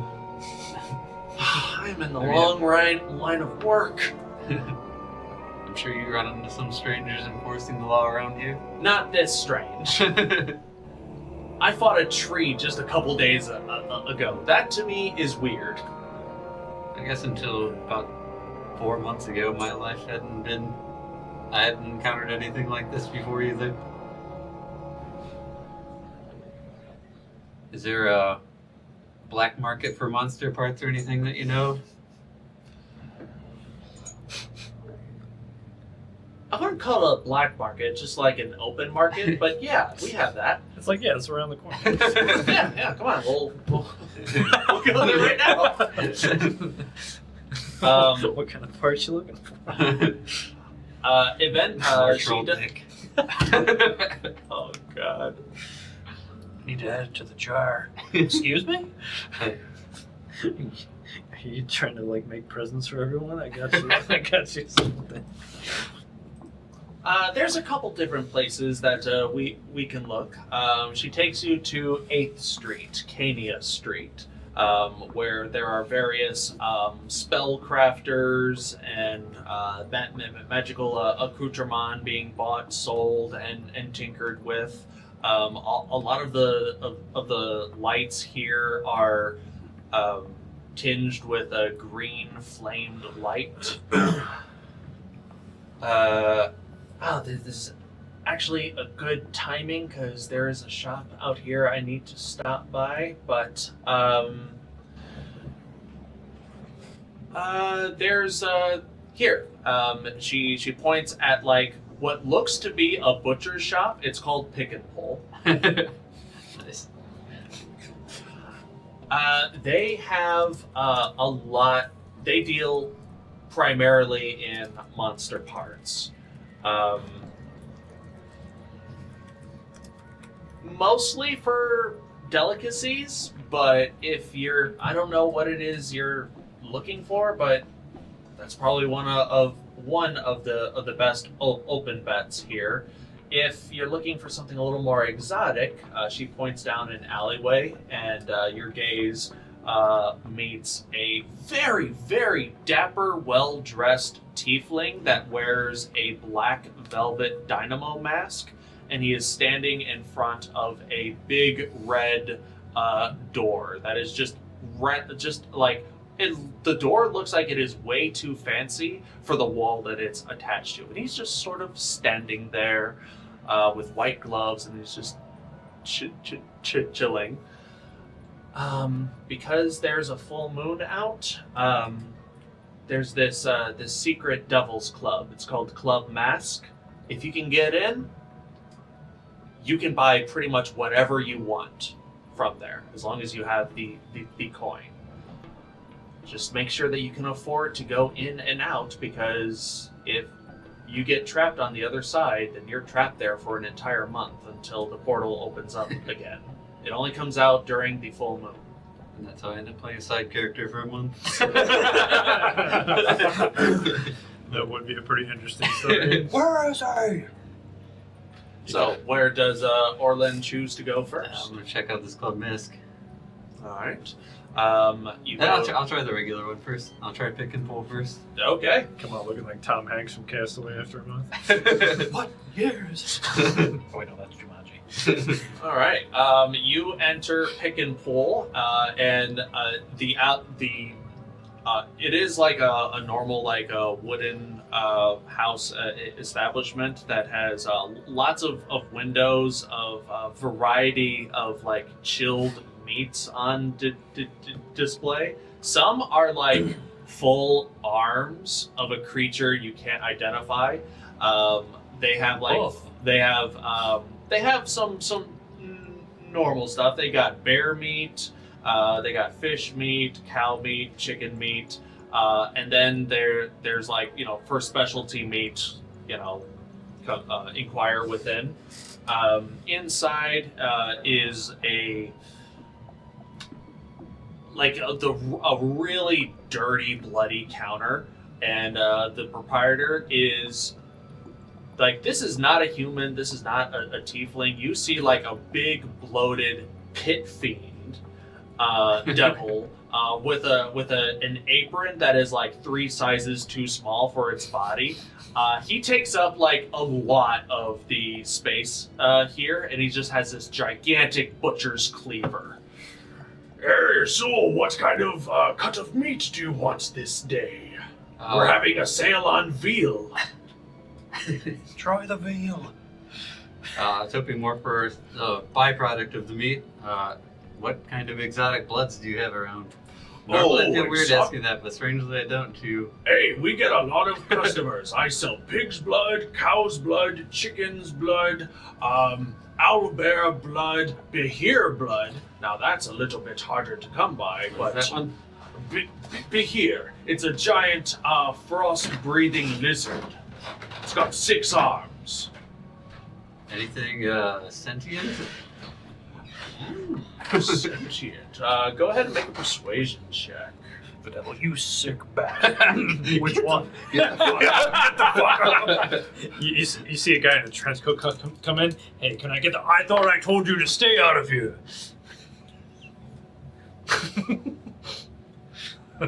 Oh. Go on. Just 10. Just 10? Yeah. Well, sir, I take offense at the kind of establishment that you think I run. You're not a cop, are you? I'm no. Oh, good. Yeah. Not in this town. Perfect. You're sitting there thinking for a second, you're like, am I? No. I sell Of course blood. not. I sell blood of any kind of creature that I can get my hands on. So, what kind of sentient creature's blood are you looking for? Celestial, dragon, fae. Ooh, a tall order there. Unfortunately, most of that stock gets sold to the various alchemists of the town and from other realms.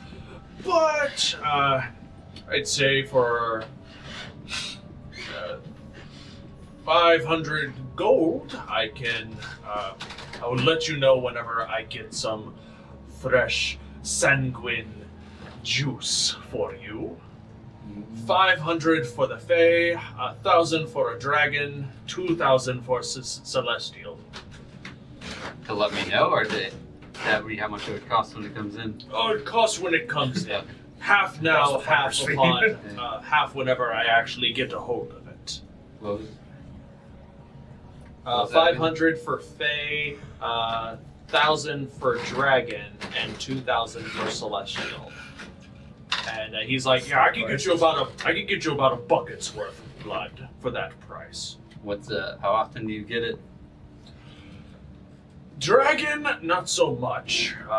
They haven't been seen as often in this realm, to my understanding. But there are other realms that they preside over, and I can reach out to a couple of people and try my best. Fae, really easy to get a hold of pixie blood. You just pop their head off and squeeze them out.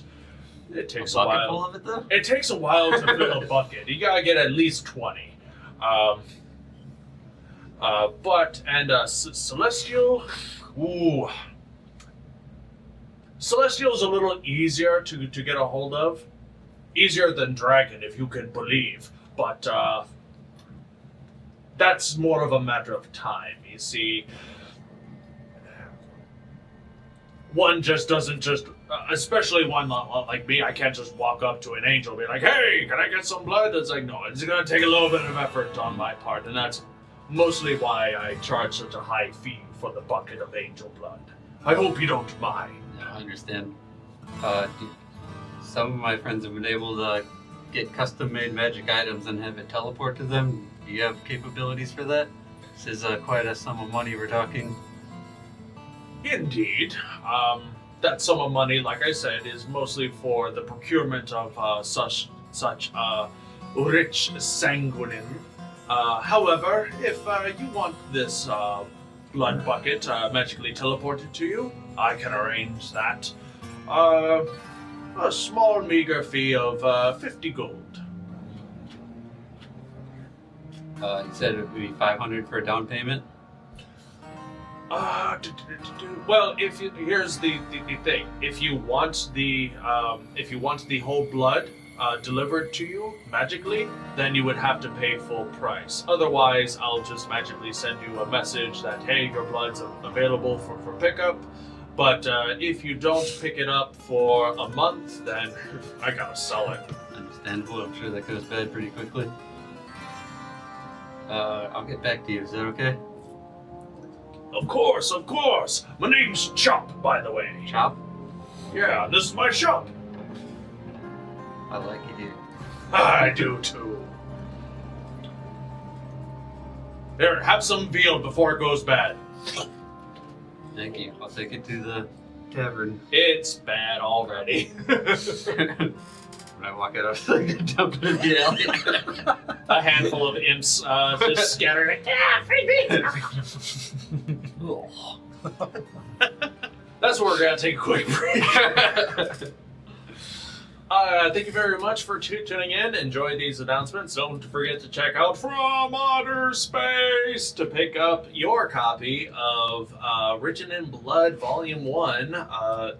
the first of many anthology series, hopefully, where our very own John has made a glorious contribution to its pages. If we get up to 20 patrons at patreon.com/underground initiative, you can enter a drawing for the opportunity to get this book for free in paperback and or PDF.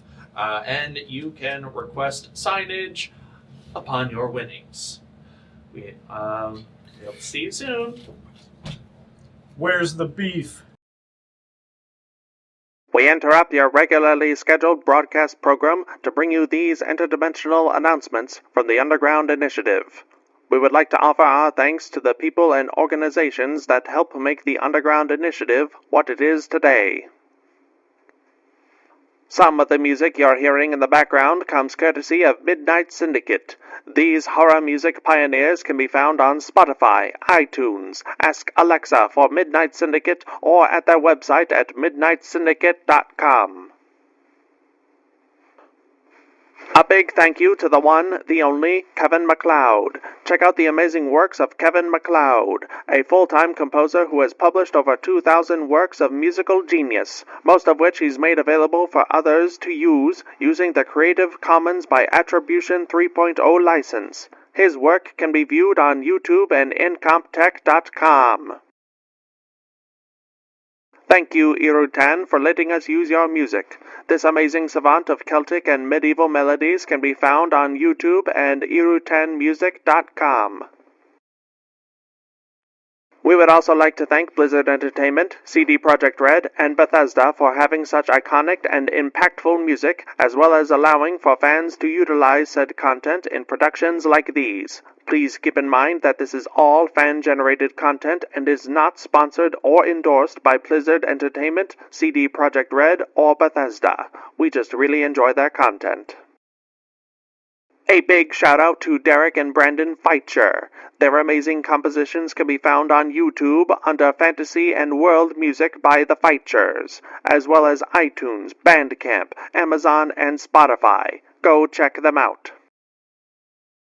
Stringstorm does music, voice acting, sound effects, and more. There's a lot of creative symphonic metal music on their YouTube channel, and most, if not all, of their songs can be purchased at store.stringstorm.info.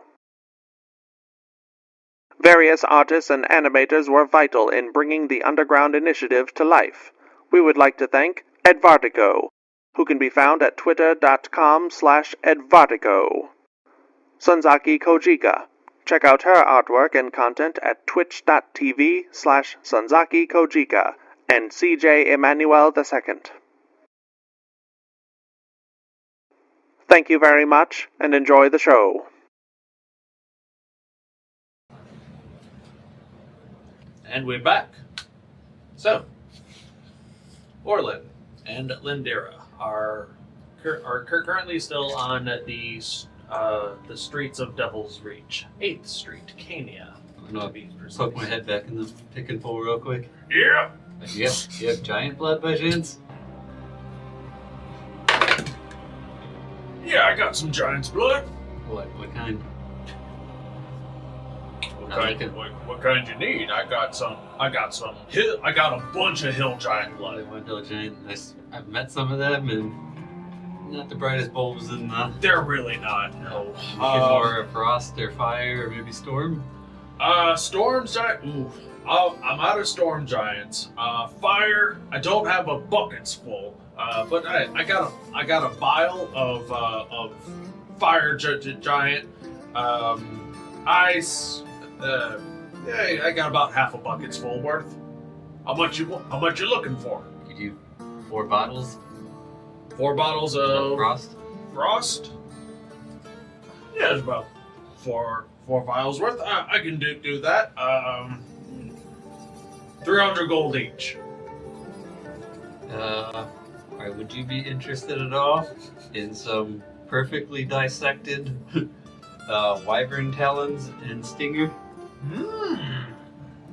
I have 8 talons and a stinger. 8 talons and a stinger. Stinger's in perfect condition. I think I rolled a natural 20 on that, didn't I? I think you did, yeah. I roll on like the most random shit. I never get them in combat, but I get them on random They stuff. call me the haggling man. You produce a handful of like perfectly extracted dire wyvern parts. Oh, this is fantastic. You claimed this yourself? Yeah. Handy with a knife. Good job. You wouldn't suppose to have any of its venom I as do well. have quite a bit, actually. How many vials you got? 6. I tell you what. I will trade you the 3 vials. You said the 3 vials of 4. 4 vials. I need 4 vials of the blood. 4 vials of the ice giant's blood, and I'll throw in the 1 vial of fire giant's blood for all of the parts and 3 of the vials. So the talons, the stinger, and 3 vials of the venom. Yes. Deal. Wonderful. Yeah, I got contracts or everything out here. He pulls out a horrible looking doll, like a marionette doll with that's like wearing a beautiful little white dress that's just spattered with blood. Both of its eyes look like they've been gouged out and are still bleeding. But it's a doll. Dolls shouldn't bleed, but this one is. And you watch as Chop, this big, huge, hulking pit fiend devil, with his big claws, picks up this tiny little doll, and he whispers it. For the exchange of these included body parts, the sanguine sauce of ice giants and fire giants, for the exchange of the talons and sinew of the dire wyvern, and 3 vials of its potent poison will thus be traded this day. But then he pulls a little tiny string on the back of the doll. And on this day, a trade was made. And he turns it around. All right, now you pull the string, and that will strike our deal. And thus the deal was made. There's this burst of just uneasy energy as a promise has been made between Count Orlin Trinette and the pit fiend Chop. All right, here you go. Now that doll's gonna be following us around like a rabbit. All hail the magic conch. So now you have 4 vials of Frost Giant and 1 vial of Fire Giant blood. Good doing business with you. Oh, likewise. Stop on by anytime if you want some of that celestial blood. Or dragon. I assume we're mercenaries, so I assume if we get any exotic parts you might be interested in buying. Oh, absolutely. Good to know. Always good to make business associates. Ah, yes. Networking is always wonderful in the material realms. What? Also, you mentioned that you are an adventuring party? Yes. Or part of one? The fist. I show my badge. Ha ha! Wait, you said you weren't a cop. Private security. Shop's closed. Not to be insensitive, but should one of your members happens to fall valiantly in battle, I would pay a fair price for their corpse. Usually we try and get them resurrected, but what type of coin are we talking? It depends on the product. Bring it in if the resurrection goes south, or this particular member you did not care for, we'll haggle. I could never do that. How much we talking? You disgusting! How much? What about a tree person? But just in case. A tree person, you say? Now, are we talking about a treant, a dryad? Yeah, Yeah. the first one. It's like all of them. A dryad and a tree and got it on? I mean, yeah, that happens. To my understanding, a treant sap is it's valuable, but honestly, I would give you a fairly low price of it, depending on how long it's been dead, how much sap I can extract from its carcass. I would have to work on it for a while, and then I would have to assign a price. But if you can haul that log in here, then we can talk. Phrasing.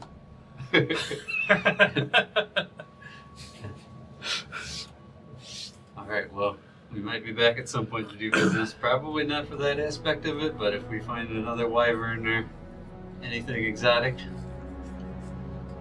You'll come back to old Chop. He grins with he smiles like a shark. It's just this massive row of shark teeth. As you exit from the pick and pool, Lindera is like, well, that never feels right. Since we're on this road, do you mind if I stop somewhere? You can come too if you'd like. Yeah, sure. Show you around town. She brings you to this other establishment that's kind of tucked away in the corner. The outside is decked out in like lots of clockwork motifs. Almost like clocks are like built into the framework, and they're all not set to the correct current time. Some of them aren't even like ticking in tune with everything else. There's like a slow tick and then a fast one, and one that's like ticks. Like the whole hour hand will move in opposite ways. It's a very haphazard understanding of time shop. It is called Clock and Talk. This shouldn't be long, but you're more than welcome to come on in.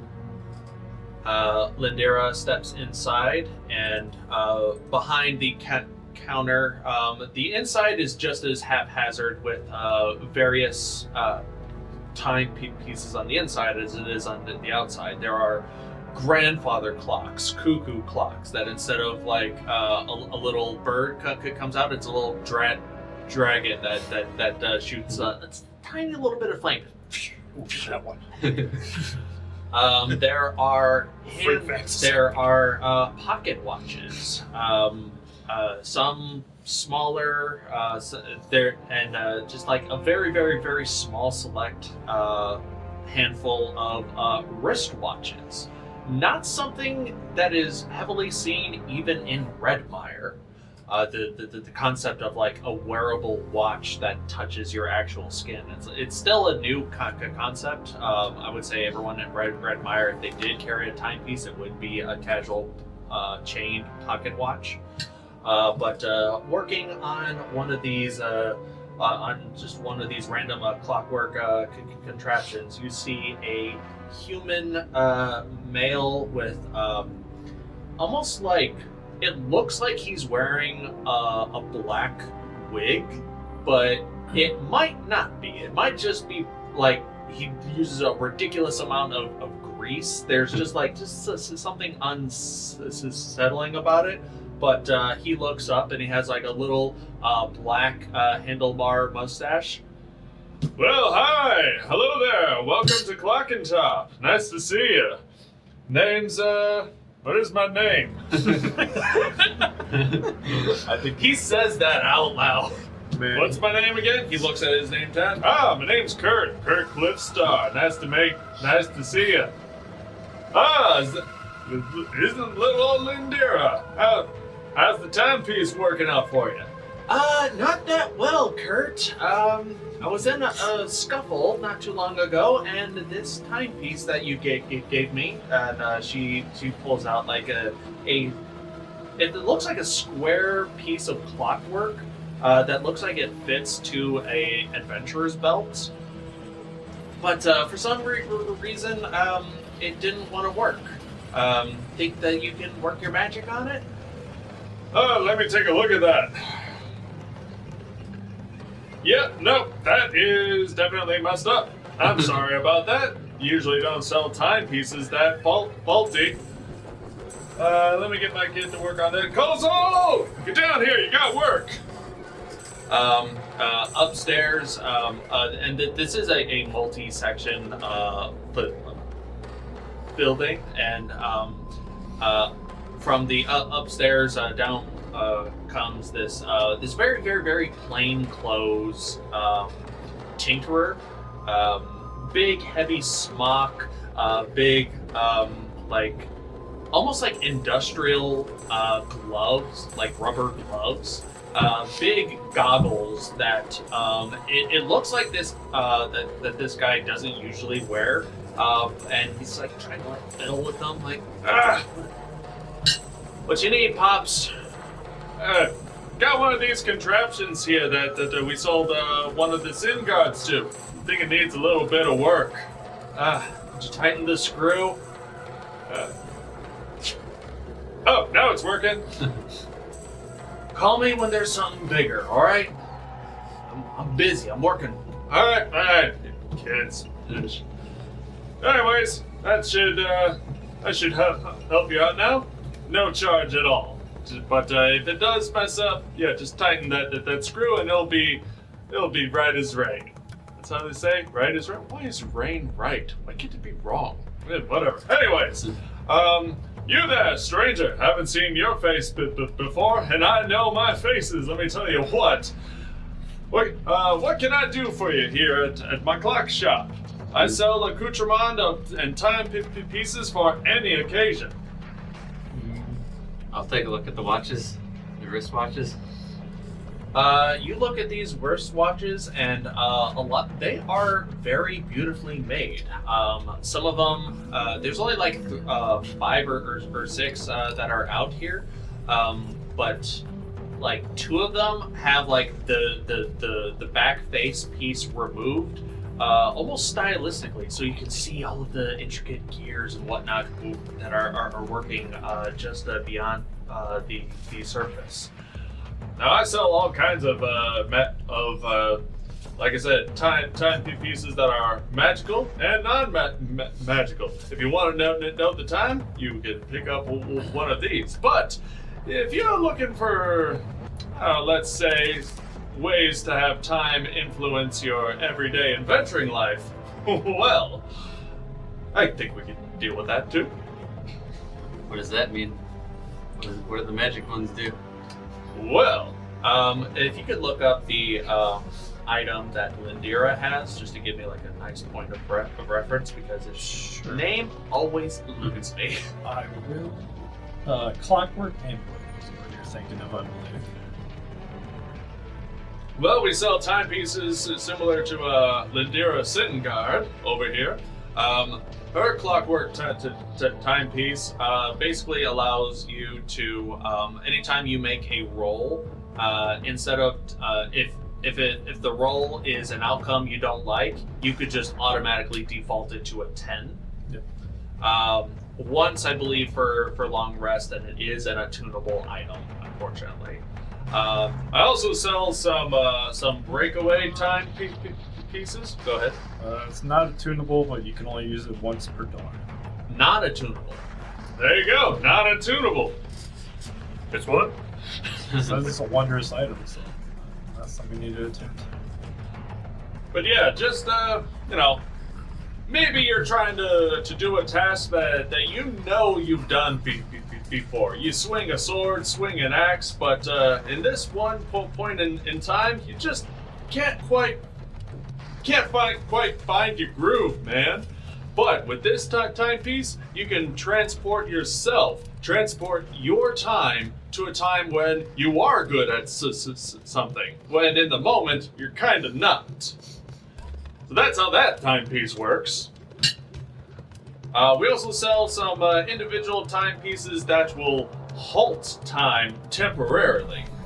But as soon as that wears off, time catches up with you pretty quickly. Basically, he also sells some one-use items where you break it and time will stop for 6 seconds, allowing you to do anything in that 6 seconds. Move, attack, whatever. But once that 6 seconds ends, you have to make a con save or be exhausted. How much is that? 500 gold per orb. And how much is the clockwork amulet?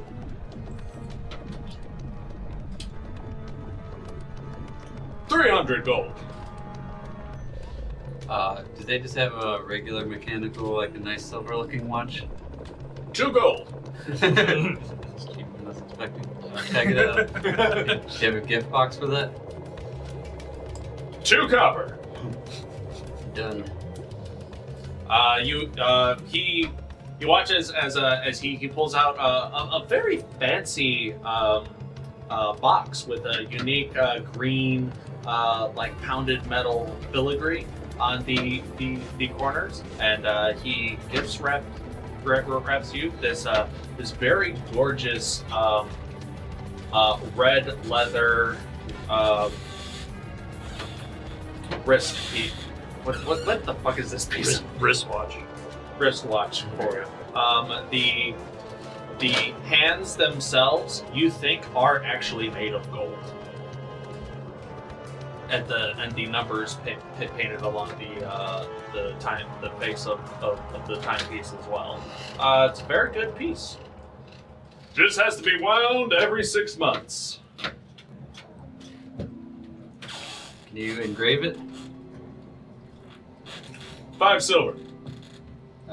Put for big brother from little brother. All right. You watch as he pulls out from his hair just like a soldering thing, and or like a Dremel tool, and he holds it really weird. Like he holds it like this.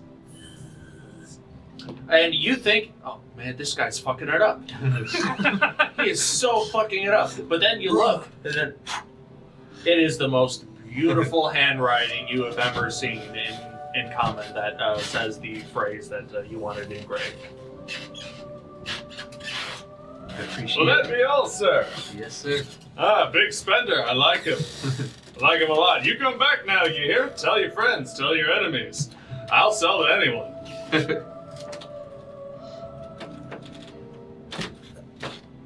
All right. Well, I think that's enough. Thank you again, Cliff. Hey, don't mention it.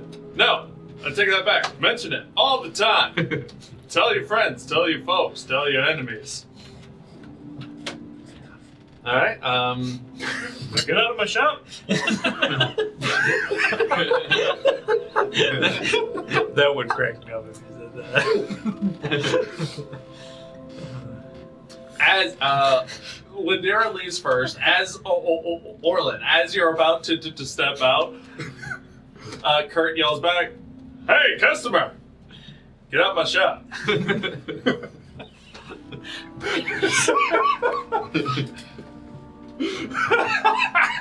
like you are about to step out already, and he calls you out to say that. That was a nice voice for the character. Thank you. Back at the Tainted Tonic, everyone is gathered around. Auntie Emerith is there. Thal is there. Lindira, the rest of the fist. I'll say this is before the dream sequences. Okay. Yeah, everyone's just having a nice meal here. NTM has been hard slaving away in the kitchen, preparing just various meals. Vaxxus, what are some meals that you think are like NTM or its specialty? What are some like classic meals growing up that he would have enjoyed? I mean, I probably wasn't much of a picky eater. I don't know if I really had any favorites, but she probably cooked like really good, like maybe like a seafood, like stir fry or hot pot or something. Since we live close to the ocean, obviously. She makes the best alcohol-filled fish gumbo. Jeez. They gotta really fight those fish. Clubbing it back there. Yeah. It'll be ready in just a moment. What the? Get its head! Get its head! Yeah, it'd probably be like a big hot pot with like noodles and like clams and fish and crabs or lobster or something, I'd imagine. She usually includes the fish head in the meal just as like a decoration. Oh man, is it the same fish head from the second Sonic movie? Yeah. Bon appetit. Thanks, NTM. It looks strange, Orlin, but it tastes much better than it looks, trust me. I like seafood. Thalsus speaks up. Hey, it sees you too. What? I could be funny. After a while passes, there is a knock on the door. NTM goes to open, and she goes, Aryan, so nice of you to join us. I heard you were in town. Yes, thank you very much. May I come in? Of course. She comes in and in steps Aryan.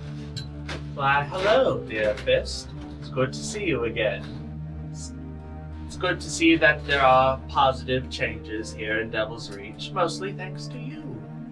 Good job. Who is this again? He's the head dude. Oh, okay. Like I had to cycle through several names. I'm like, wait, is it the 12 people? I'm about to kick his ass. Great path people. Yeah, he's one of the great path people. No, I was talking about the traveling wannabe paladins. Oh, you want? Okay, gotcha. I mean, they are. Oh no, they're not. Where did you go earlier? You disappeared all of a sudden. Did I? I hadn't realized. I thought you guys got away from me. Anyways, while we're here now, and I imagine you guys have questions, NTM, is there a place where we can talk in private? Is that alright with you? Yeah, sure. You could use the cellar downstairs. How does that sound? It sounds wonderful. Thank you. If you would like to grab a bowl of Emerith's famous soup, I will join you downstairs for discussion. He turns around. Sorry, Lindera. You are not allowed for this conversation. Well, that's not fair. That's not fair at all. I know. Take the fish head from the gumbo. Oh, that's not fair. And I throw it at her. As we pass the leaf. Ah! Gross. 16 years, didn't see it coming.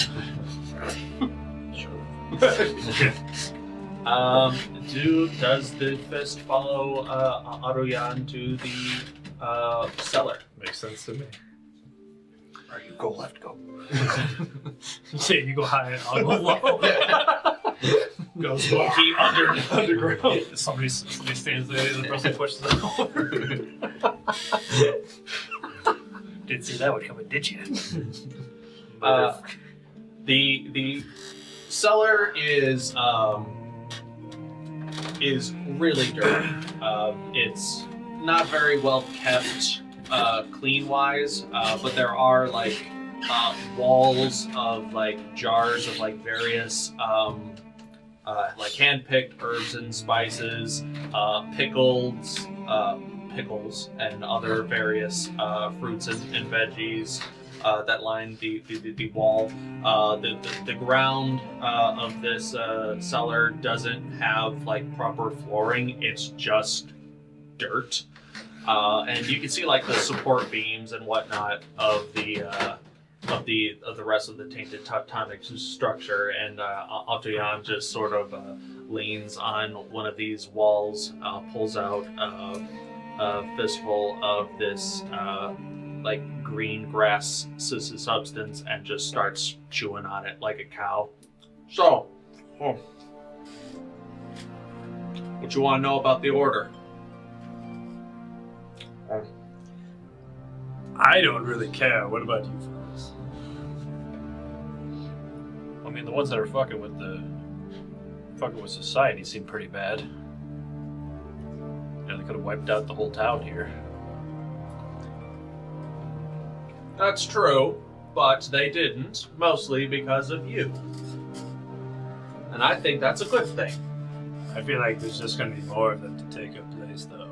It's not like the whole order just disappears because one member goes away. Probably just gets replaced by someone else with the same thought process. It's a pretty powerful member we took out. Pretty ugly. Yeah. Good riddance. The Order does train. They enjoy training the next generation of individuals who will, like I said, stir the proverbial pot for evil intentions and ne'er-do-well desires, while also inspiring people to do better with their lives, to do more, to heed the call of something greater than themselves. Does that make you the latter, Otto? Judge me how you will. I have always strived to be a source of positive change on the world of Terra. As little as I have been able to do, but that's sort of our point. We act in accordance to not of our singular beliefs, but we inspire others to do so in our stead. You were able to defeat Yadi fairly easily because she was alone, but something tells me this isn't the first time you've crossed paths with her. If I were to guess, the first times you crossed paths with her, she had a whole cult under her sway. That sounds about right. Wouldn't you agree, fellas? And that's the problem. The Order breeds, cultivates, indoctrinates, creates cult leaders. It gives the people of Terra an outlet. Because let's face it, Terra isn't a just land. There are people who feel that they are undeserving of what was offered them in life. A poor station, a farmer, a disease, something that they cannot change. And they rail against the powers that rule them. A corrupt monarch, perhaps, an unruly boss who you work for, or maybe just a stuck-up mage. But what can you do? Well, you start a cult, you find like-minded individuals, and you pledge yourself to powers beyond your own comprehension. That would have happened one way or another. The Order, like I said, it creates a valve for this boiling animosity towards the world and its people. If left to its own devices, these people would rot and fester and create uncontrolled chaos. This way we can, well, the Order directs these chaos forces however they please. And, alternatively, they teach others to answer the call of justice and peace and love and all of that to combat these forces.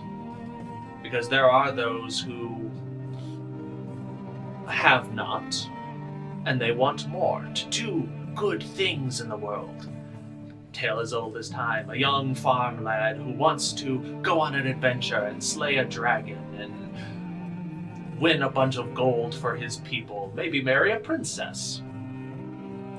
That doesn't happen in real life, not unless the Order wants it to. That's why the Order exists. At least that's what they say. Yeah, that guy's can't marry any princesses. And who decides the balance? That would be the Masters of the Order. There are 6 of them in total. 3 who look after the enlightenment of mind, body, and soul, and 3 who focus on the chaotic entropy of mind, body, and soul. Yadi is a student of the chaotic soul, because that is primarily what she is trained to do. Zagutmoy, the demon lord of decay, rot, spores, and fungus, likes to corrupt souls from the inside out, while others destroy the mind and body, respectively. I believe you are acquainted with one of the enlightened body. Salic, I believe his name is. He unfortunately did not finish his education with the Order, as I am led to believe. Oh, so you know Salic then? I know of him. Never met him in person. Insight check. Make an insight check. At disadvantage, because Adrian is very high right now. It is hard to gauge his conscious state of mind. I don't have Bane versus checks. Oh, easy. 2. 2. Hard to read. He could be lying, he could be telling the truth. It's honestly a coin flip. He could be fish. Oh, he's absolutely a fish in disguise. So the other Chaos Lords or whatever might not be as stinky and moldy? Indeed. I believe that well, I suppose I can be, well, since you've already dealt with Yadi, I'm sure I can tell you a few things. But if I am to disclose information about the higher ups of the higher echelon of the Order of the Great Path, then I will have to, well, we would have to make some sort of arrangement. Basically, the Order has far-reaching tendrils with just about everyone and every piece of society that Arcala has to offer. All of Terra has to offer. If I were to teach you the secrets of the Order, then I will need something in return. The Order will need something in return. That at one point every year might not even happen, but the Order will call upon you or your descendants for one favor. Just one favor a year, but you must answer the call. Failure to do so, well, let's just say that the Order has a habit of knowing what it is that you hold dear and corrupting it and removing it from existence until you capitulate. I feel like I'm just having one bad week connected to the next. First the gods want favors, now random organizations want favors. Next, Beggars are gonna want favors. I'm tired of all these damn favors. Well, that's what happens when you become popular. People want things from you.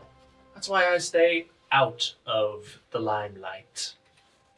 I'm just here, man. You better enjoy seeing this ugly face right now, Otto, because I'm going to go crawl under a rock pretty soon one of these days. You're never going to see me again. Promises, promises. So, who's willing to make the promise? Good. Yeah. Alright. Sounds too ominous, especially in this town of devils all trying to make pacts with us. Why do we need to make this promise again? Like I said, because you know a little bit about the Order, I'm willing to overlook the Order's, kill everyone who knows about the Order that isn't in the Order, rule. But I can only talk about so much of the Order without having you promise to be a part of it in some way, shape, or form. Fine. I'll do you a damn favor whenever you want. Would you just stop dragging us into the drama? No. Not just a favor, though, right? It's a favor every year. One favor per year. It probably won't even happen. Probably won't even be you. Could be 10 years from now. Could be your offspring. Your grandchildren.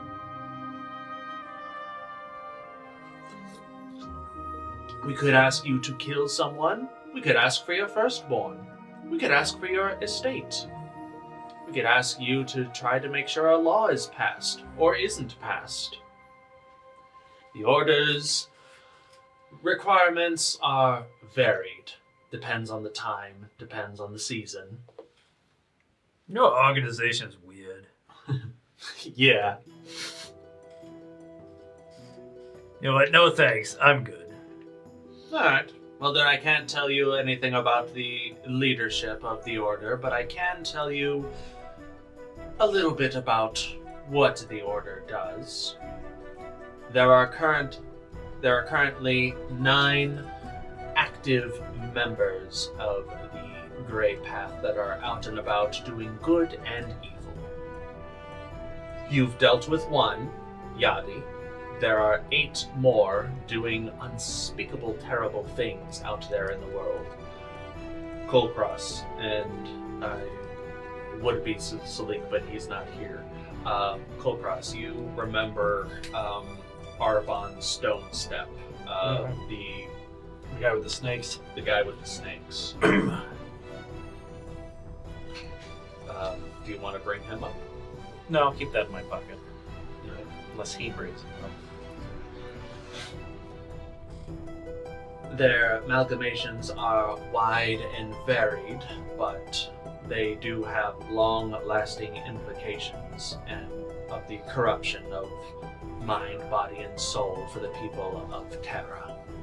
So, if your goal is to hunt these ne'er-do-wells, you're more than free to do so. Just do so with caution. Alternatively, there are 8, Salic honestly doesn't count, unfortunately, members of the Grey Path who seek to spread, what is the term, good vibes to the people of Terra, to inspire heroes, to inspire greatness. You might have met 1 or 2 along your travels, and then you immediately remember Mr. Thundergut.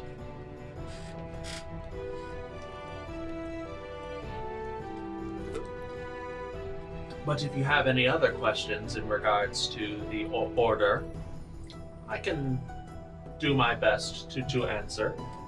Kulkras, you also recall that you have a brick from the cauldron that the Manticore was using to transform his following into demonic monstrosities of themselves. That is stamped with the Order's symbol on it. Did I mention that to you guys? too. Magician's brick. Yeah, I was gonna say. what's the say? That's. KO! I was gonna say the same thing. I'm like, yeah, magician's bird.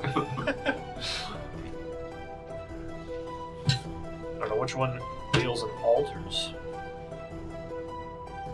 Altars? Well, pretty much all of them. What have you come across any in your travels? Actually, yeah, in our last adventure. I can't remember if I told you guys about this, and I'll produce the brick.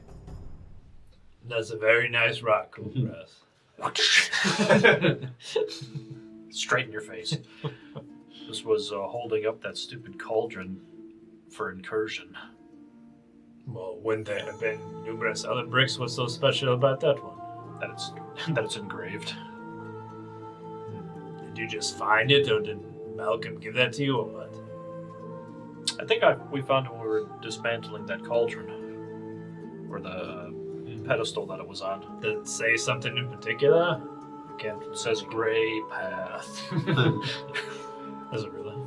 It has the order symbol on it. Just a symbol.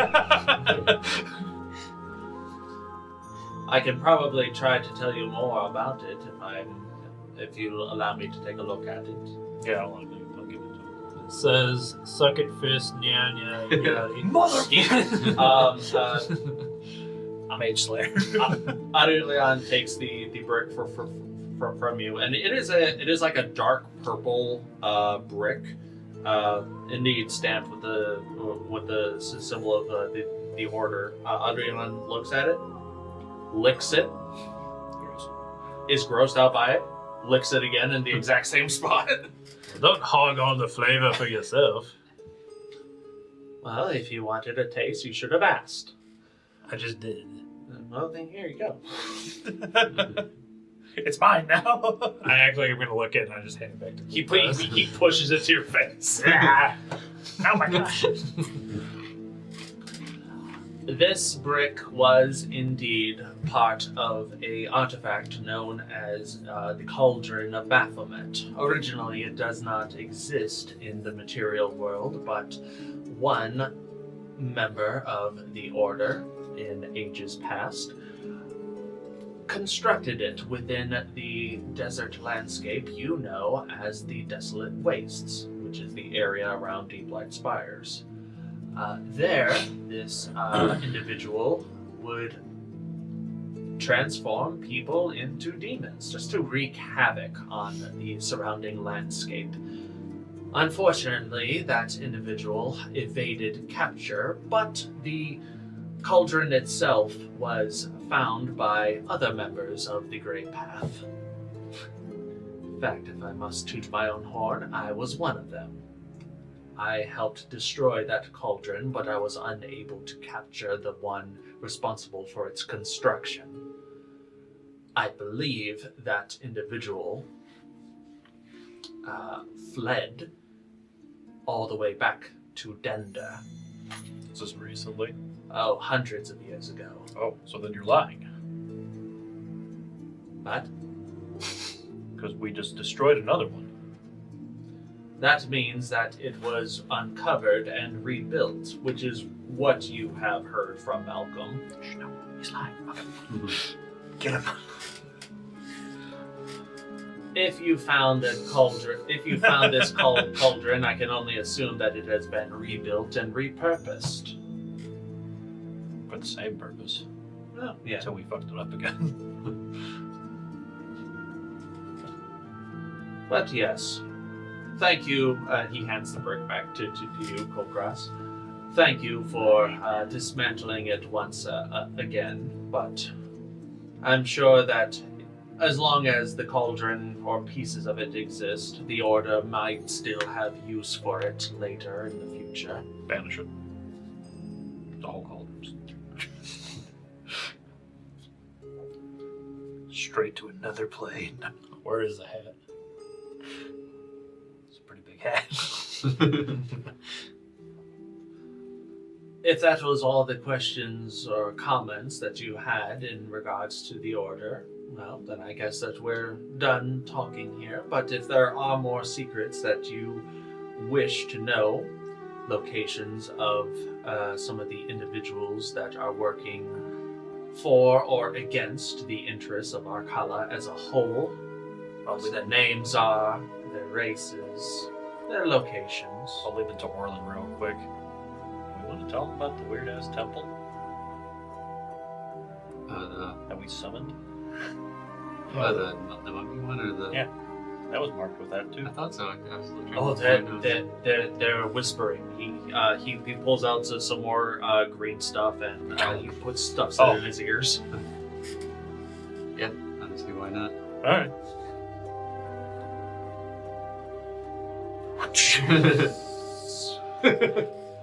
Huh? What? Which one dealt with weird sand temples? Sand temples, you say?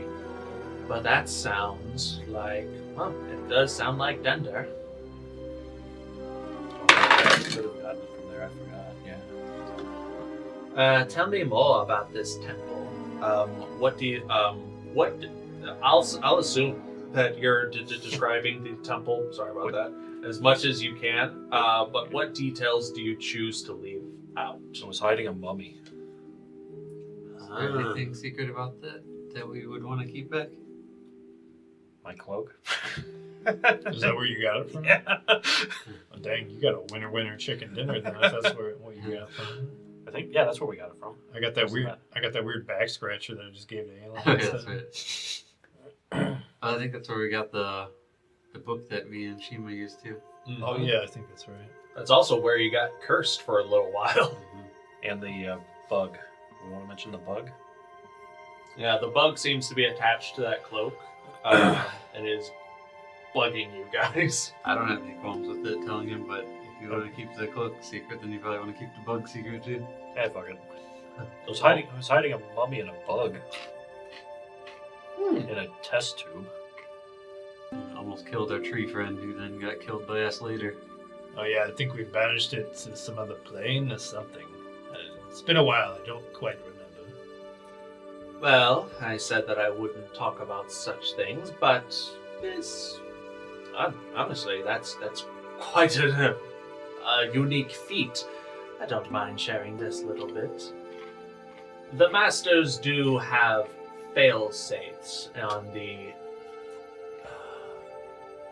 possibility of their mortal demise. They all keep clones of themselves in remote places of the world. I believe you might have unintentionally came across one. If I may ask, what happened to the body that was found in this temple? Do you say that you banished it? Because that's what happened. Was it a body, or I thought it was the bug? It was a bug body. Oh, bug body. I thought it was the little scarab thing that was following me around. I mean, well, the thing in the test tube, I think we banished it. Oh, somehow. Yeah. No, I did tell him that because I The thought that's mummy what that killed, was. right? Yeah. Yeah, we killed the hell out of And that thing. urinated on it. One of us did anyway. someone did. Won't say who. we won't name any names. Hey, Sorry. mummies. Count Orlin Trinette is above such devious. You tried to disintegrate me. You turned him against me. Good times. I will say that that chamber did hold the clone body of one of the masters. And they might be aware that their clone has been dealt with in such an interesting fashion. It's probably why you're being watched by such a unique creature. You see it too. You don't? Always. Probably with all the stuff he's on, he can always see it. He doesn't need any magic items. This grass gives me true sight, you know? Yeah, that's what Grass. that's what I'm thinking. He's been on so much of it, he just has permanent true sight from now on. Anyways, you probably uncovered the cloned receptacle of one of the masters. Should their mortal body die, that is where their soul, their essence, their mind would have been shunted to instead of, well, an afterlife. But they may or may not be aware that their clone has been tampered with, so they're probably trying to make a new one right now, but that will take some time. If you were so inclined to go after one of the masters, not having a clone body to retreat to upon being murdered is certainly one way to go about it. Oh, that's interesting. I thought it would have been someone who's already been dead, like the cauldron. Well, as for its guardian, it also might have been a former member of the Order. We do like to, just because you're dead doesn't mean you're useless. I don't think that's what they mean by recycling. Hey, why are you staring at me when you say that? Oh, I mean, it looks like you're in a similar situation, though I will admit, I don't think it's Order related. Whatever.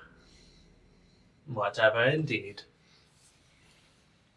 At this point, like his pupils are so wide, you can almost see like stars behind his behind his eyes. Is there any more knowledge that I can bequeath upon you? Which one are you a part of? I am part of the enlightened spirit, the enlightened soul. The good one. Yeah. Is that what that grass is doing for you? Enlightening you?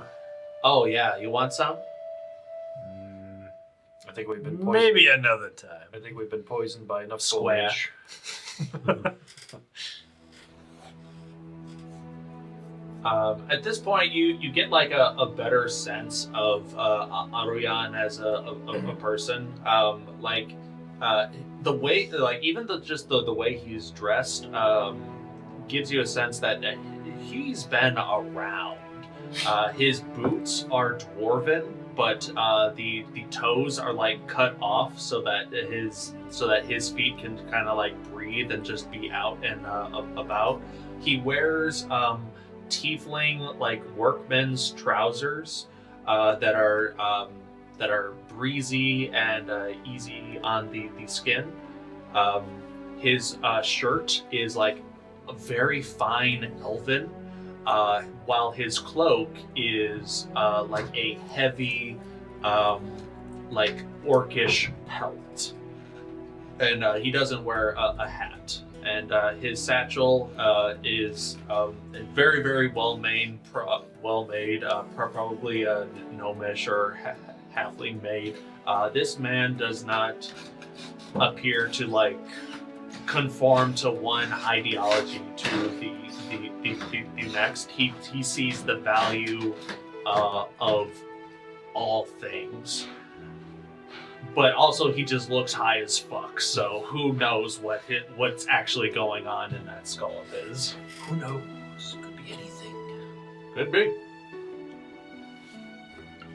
Alright, well, do we think we've interrogated our very spacey friend tonight? Or has he been interrogating us? Probably both, Kulkras. It's good to assume both. I would. Who's got that holy hand? Orb. Well, best of luck on your endeavors, Fist. I shall be rooting for you. But should you... I'll be in town for the next few days. If you want a quick trip somewhere, I'm more than welcome to help. I've been all over Terra. We have other friends too, not to worry. Very well. If you change your mind, I would say you know how to reach me, but I don't know how I would reach me. You just came out of nowhere. I don't think that would be applicable. We all came out of nowhere. And then he walks upstairs. I think he floats upstairs. I mean, he almost looks like he does. He's that high that he floated upstairs. Just straight up. He thinks he's going up the stairs, but he hasn't moved from the spot he's standing in. Farewell. You didn't go anywhere. Are you gonna move? Oh my god. Is there anything else the Fist would like to discuss amongst themselves now that Antoyan is no longer in the room? Kill them all. I'm proud of you, Orlin. You stopped a giant battle today for no reason. We all did it. Well, I may have been the most important part of it, but you guys contributed. it was quite a nice speech. It was very inspiring. I am hoping they put a statue of me somewhere here. Well, you looked apart, so you never know. Hopefully they got a good look at Saoirse so they can include her in the statue. Maybe they'll give me an honorary knighthood. Wait. Or would they? I don't know if you could be a knight here but still be royalty back in Redmire. That's kind of strange. Sure. Why not? Yeah, I guess. We got the arc on him? He has enough homes. Does he need a home here too? I said honorary knight. They don't have to give me a mansion. I don't think we have any mansions here in Devil's Reach. They don't have to give me a mansion. Or Nobody some has of the- mansions here? But I wouldn't say no. You're sitting there thinking, how do people live? Where do you sleep? If not in a mansion. It's okay, Vaxxus has one back in that other town. Yeah, right down the street from Morton's. Literally right down the street. It's literally a gated community for mansions. Yup. The night ends with We go through our dreams. night ends. Dreams are had. I'm gonna change up my attunements. All right. Orlin, as you dream once again of the idol of the Platinum Dragon, and it is pleased at the noble work that you and the rest of your companions have shown this day. Make a religion check. Add my D4 to that. Yes, you do. Oh man, I thought it was an natural 20 and then it rolled. Damn it. 13. 13. Why, despite the accomplishments of Orlin, especially this day, why do you think Orlin's faith is waning in this moment? Why is it waiting?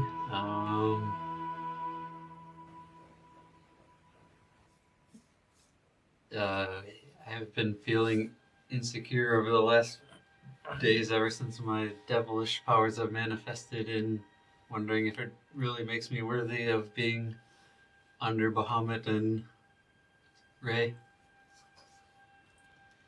It's one thing to have faith, to say that you do, that, oh yeah,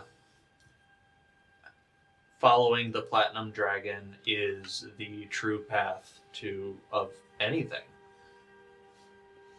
That being said, Orlin has been shopping around for alternatives.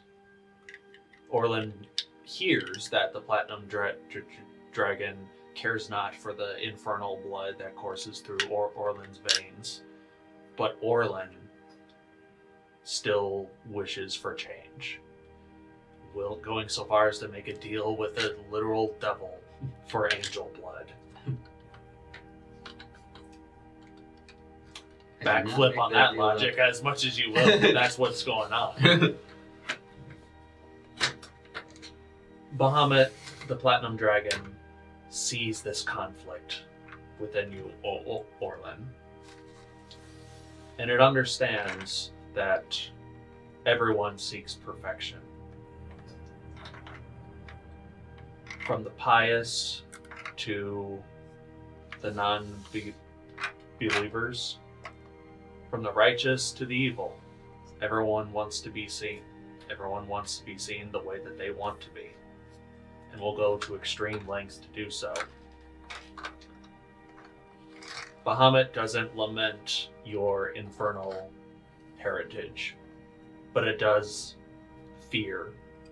not fear, but is disappointed in your carefree dalliance with infernal entities. And for that, the Platinum Dragon imbues Orlin with a holy charge to go to Venice. Oh, thank God. Party in Venice, everyone's invited. To go to Venice to seek out what has been plaguing the souls of Venice, We all need Jesus. but also to give a time limit for this charge. The Fist has until the time when both moons hang high in the sky during the Dua Luna event, which is the 13th day of this month.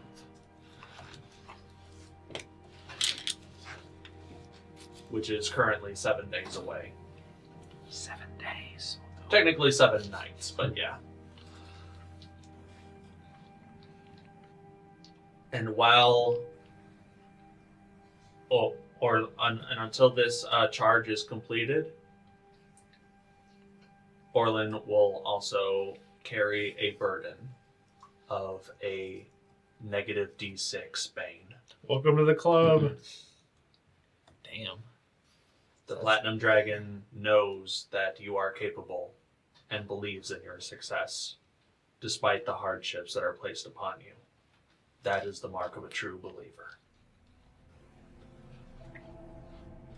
The rest of the days pass, and on the 6th day of the week, the 6th morning, what does the Fist do? How does the Fist prepare? What is the next step? I had another weird dream, guys, where I gotta help one of you with a quest.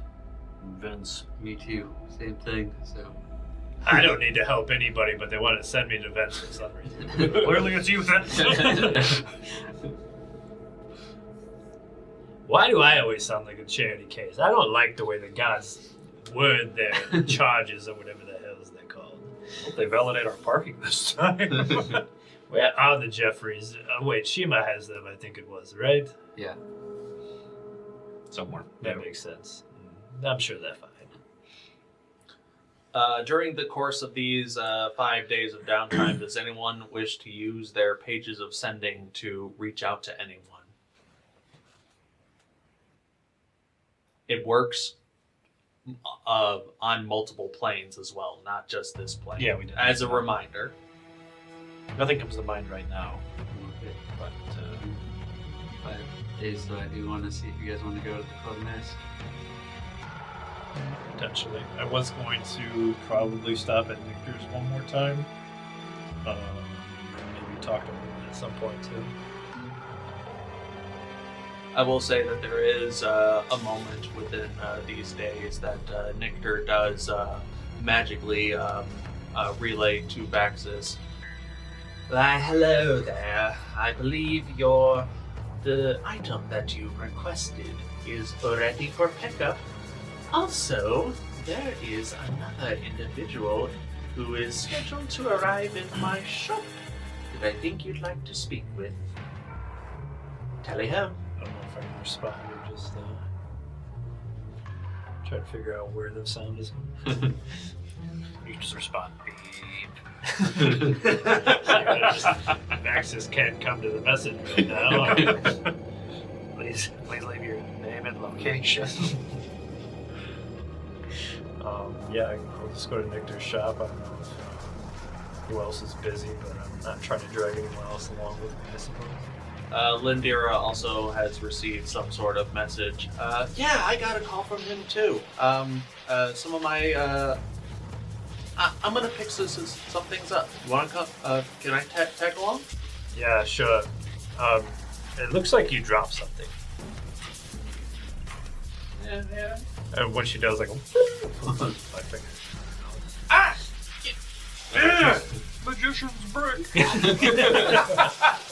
She can't know the most powerful spell in all of D&D. Does anyone wish to accompany Vaxxus and Lindira to Nectar's? Yeah, I'll go. I don't think I've met Nectar. I don't think I was there for that conversation. I forget if it was just you and me, I think. And then, so yeah, I guess if you... I think I was reading my scroll at that point. Yeah, you were back at the house, I think it was. Yeah, sure. I'll give it to some that left out. Come on, Jeffrey. Sersha also accompanies you, and as the fist makes their way from 2nd Street to 8th Street, at first, people gave like a wide berth to Sersha, this abyssal tainted manticore creature, but now they're like, hey, it's the manticore! Hey, it's the fist!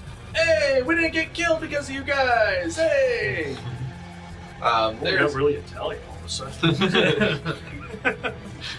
I think that's like 5th or 6th Street. 3rd Street, super Italian.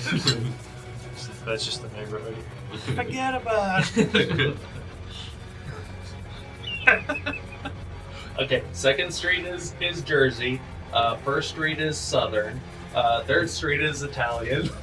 Yeah, since Orlin's probably related to the Beastmaster, is he gonna have a southern accent after one of these mornings? Just randomly gonna have? You're going to start developing them as has been spoken. Everyone's gonna wake up ready for exercise, y'all. Howdy, y'all. Ready for that morning exercise? Eventually, the fist makes their way to Nictor's on 8th Street. And I will say easily, Kulkras on the outside with your supervision, you see inside the store is the familiar sight of Gendry Redstock from Boldor, the gem jeweler, human. Mage Slayer. Yeah, Eldritch Blast. Yo! No! Lindira enters first, followed by Vaxxus. Vaxxus, is at this point that you realize that Gendry is in the store. He hasn't seen you yet.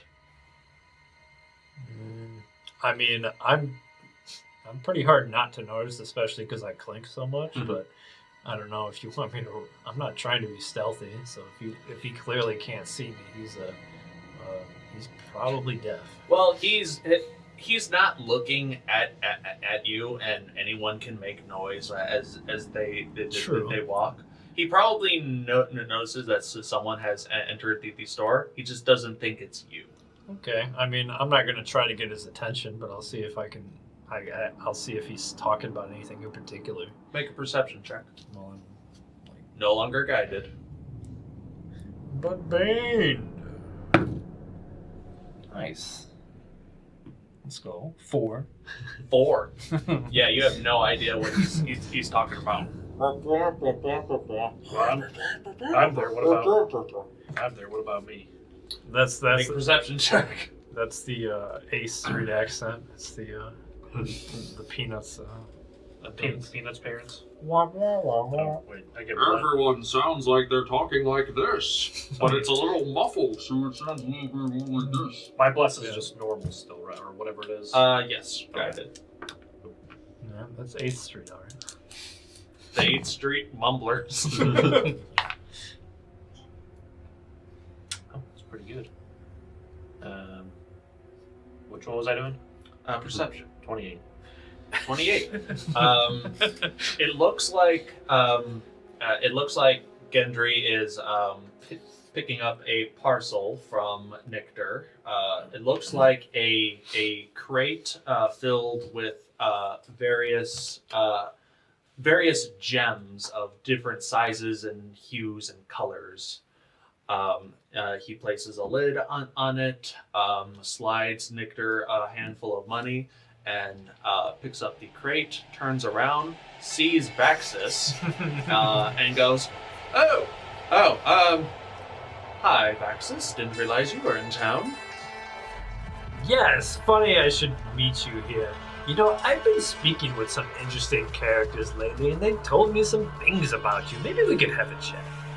Oh, that sounds lovely. Unfortunately, I really have to get back to I will have to insist. You're not going anywhere right away. Ah, shit.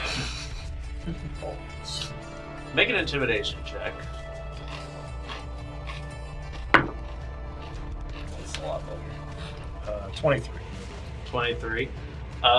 He sees you, he sees your companions, he also sees like a local Sin Guard, who he knows Lindera as well.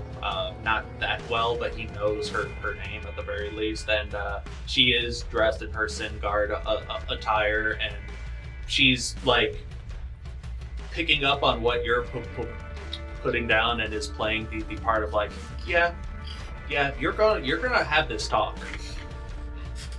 Like she's adapting well. And he's like, fine. Can we not talk here? Can we go somewhere private? There's an alleyway, like right over here. Sure, but don't try to run. You won't get far. Fine. Especially now that I've completed my book. What? Okay, whatever. Nictor says, "Oh, here. I believe that you ordered this." And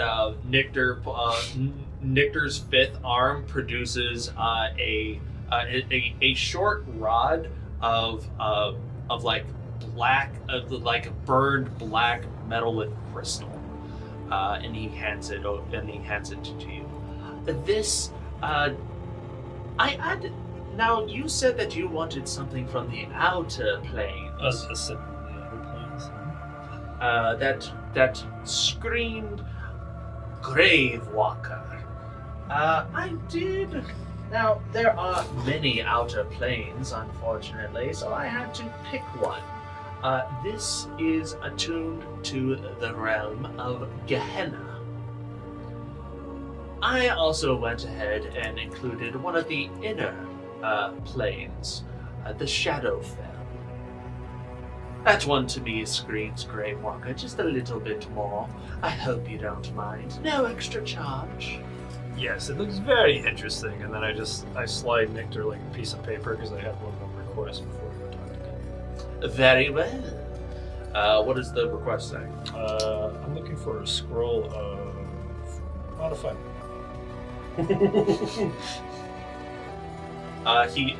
Nictor looks at it, his eyes go wide, he has a creepy grin on this green five-armed tiefling. I'll see what I can do. Come back again, we'll talk price. You look like you're a little busy at the moment. Right you are. Get back to you soon, Nictor.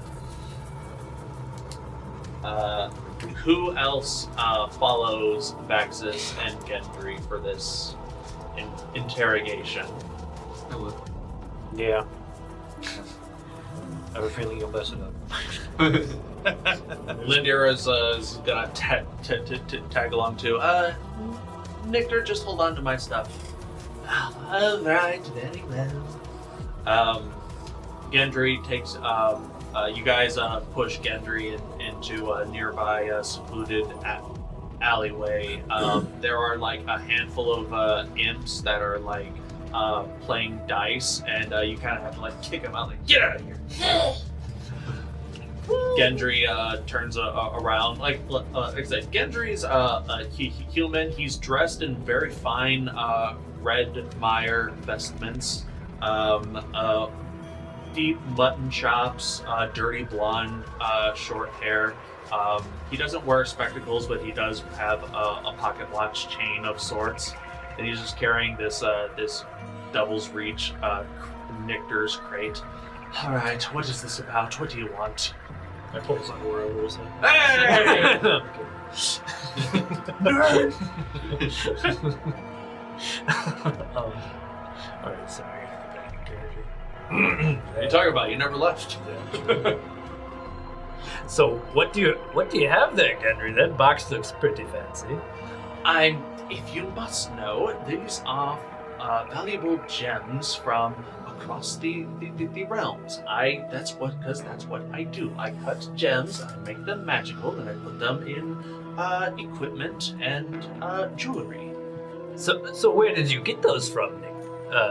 I know you got them from Nictar, but where did they come from? You say they come from all around. That's a Nictar question, not for me. I paid for gems, I got gems. I mean, I already know that where they come from. You told me the information before because they're blue jades. Yeah, blue jade, you're pretty sure came from Dender. Those didn't happen to come from Denda, did they, Gendry? If they did, I know nothing about it. These are legally sourced from a second-hand distributor of gems. Where they come from, you would, like I said, that's a Nictar problem, not a me problem. We were over this the last time you hassled me with the blue jade that I had. And I also spoke to one of your friends. I'm sure you've heard of Relian. Does that sound familiar? What that bitch had to say about me. Is that what he said? That is what he says. Wow. I'm trying to recall exactly what Relian said about him. It was something about Dender. It seems that I don't recall it exactly. It seems that Gendry, his life kind of turned around shortly after the night of Ascension, the night that 100 people went into the Geistwood Forest and Brother Malmo set them on fire with green flame, you included. Shortly after Gendry got accepted into the Arcane Imperium's academy and became a top student in the art of artificery. And shortly after the night of Ascension, after Gendry left Devil's Reach, a handful of months afterwards, that's when Dender's problems started. That's really all you were told. Oh, not much. You just told me that your luck seemed to strangely enough turn around quite well after the terrible incident that happened out in the woods. I'm sure you were very aware of it. You were around these parts for quite a while. Okay, look, I had nothing to do with that, okay? Yes, I made a deal with a devil in Devil's Reach. Who wouldn't? My family kicked me out. I wanted to make something of myself. They disowned me. They cut me off from my inheritance. I worked with your family for a number of years, really trying to learn the arts of gemcraft and jewelry making, and I did learn a lot.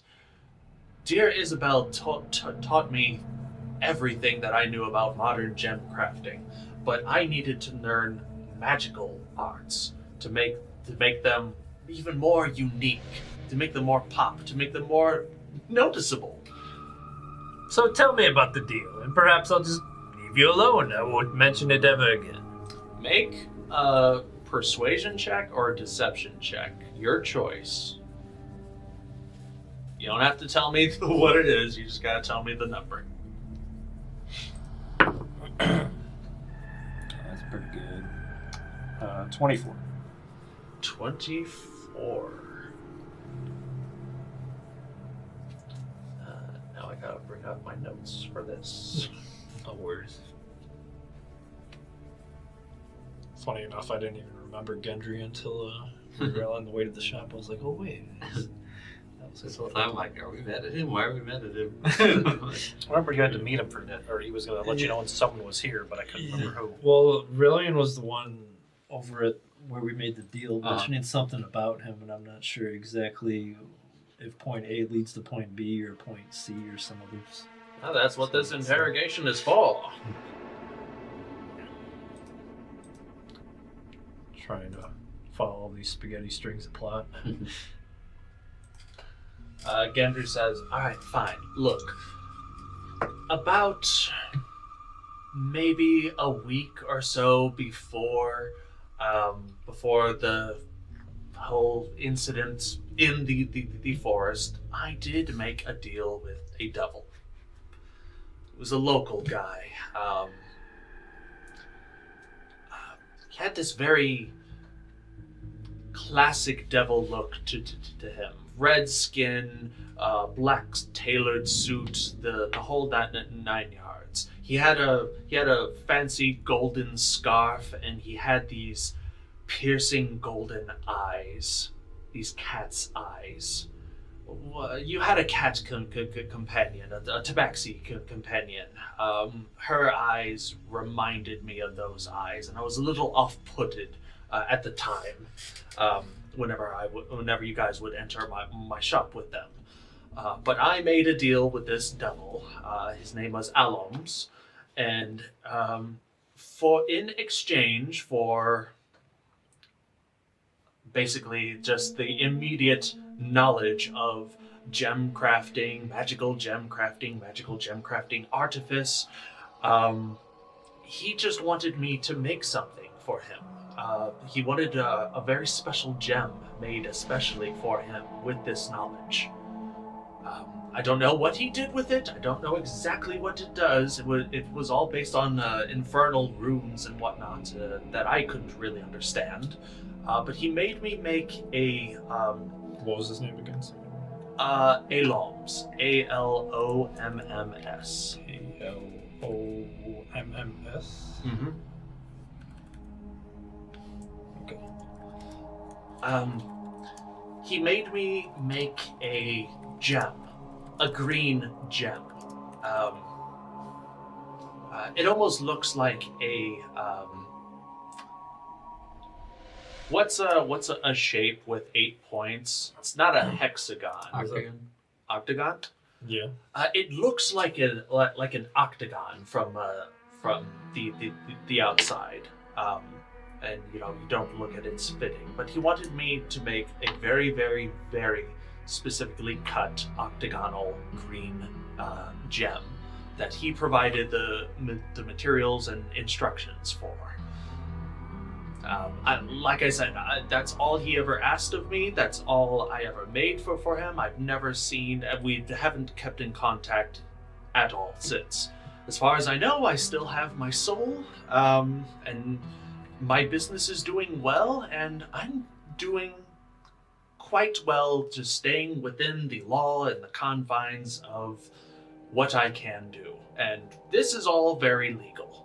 That's what Aloms did with that gem. I don't know, and I don't want to know. Does he really not know what he did with that gem?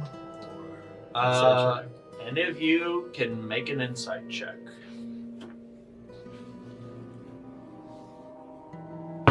Yeah, right. Lindira can also make an insight check if you'd like. Probably better than mine. 12 for me. Wait, am I blessed, or is that what's it, guidance for the day or whatever it You was the are. last time? You should Okay. be. Mark, Yeah, you should be able to. Well, I know use it. blessed doesn't work on. It's the same thing with like Bane. It saves and whatnot, but the gut, if it's It's a guidance check, so for you me, should be able to. or- Yeah, this is a check. You can Okay, add don't guidance. just say that.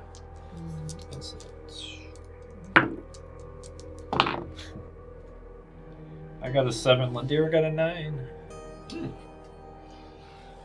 7, 9, 12, 15. 15.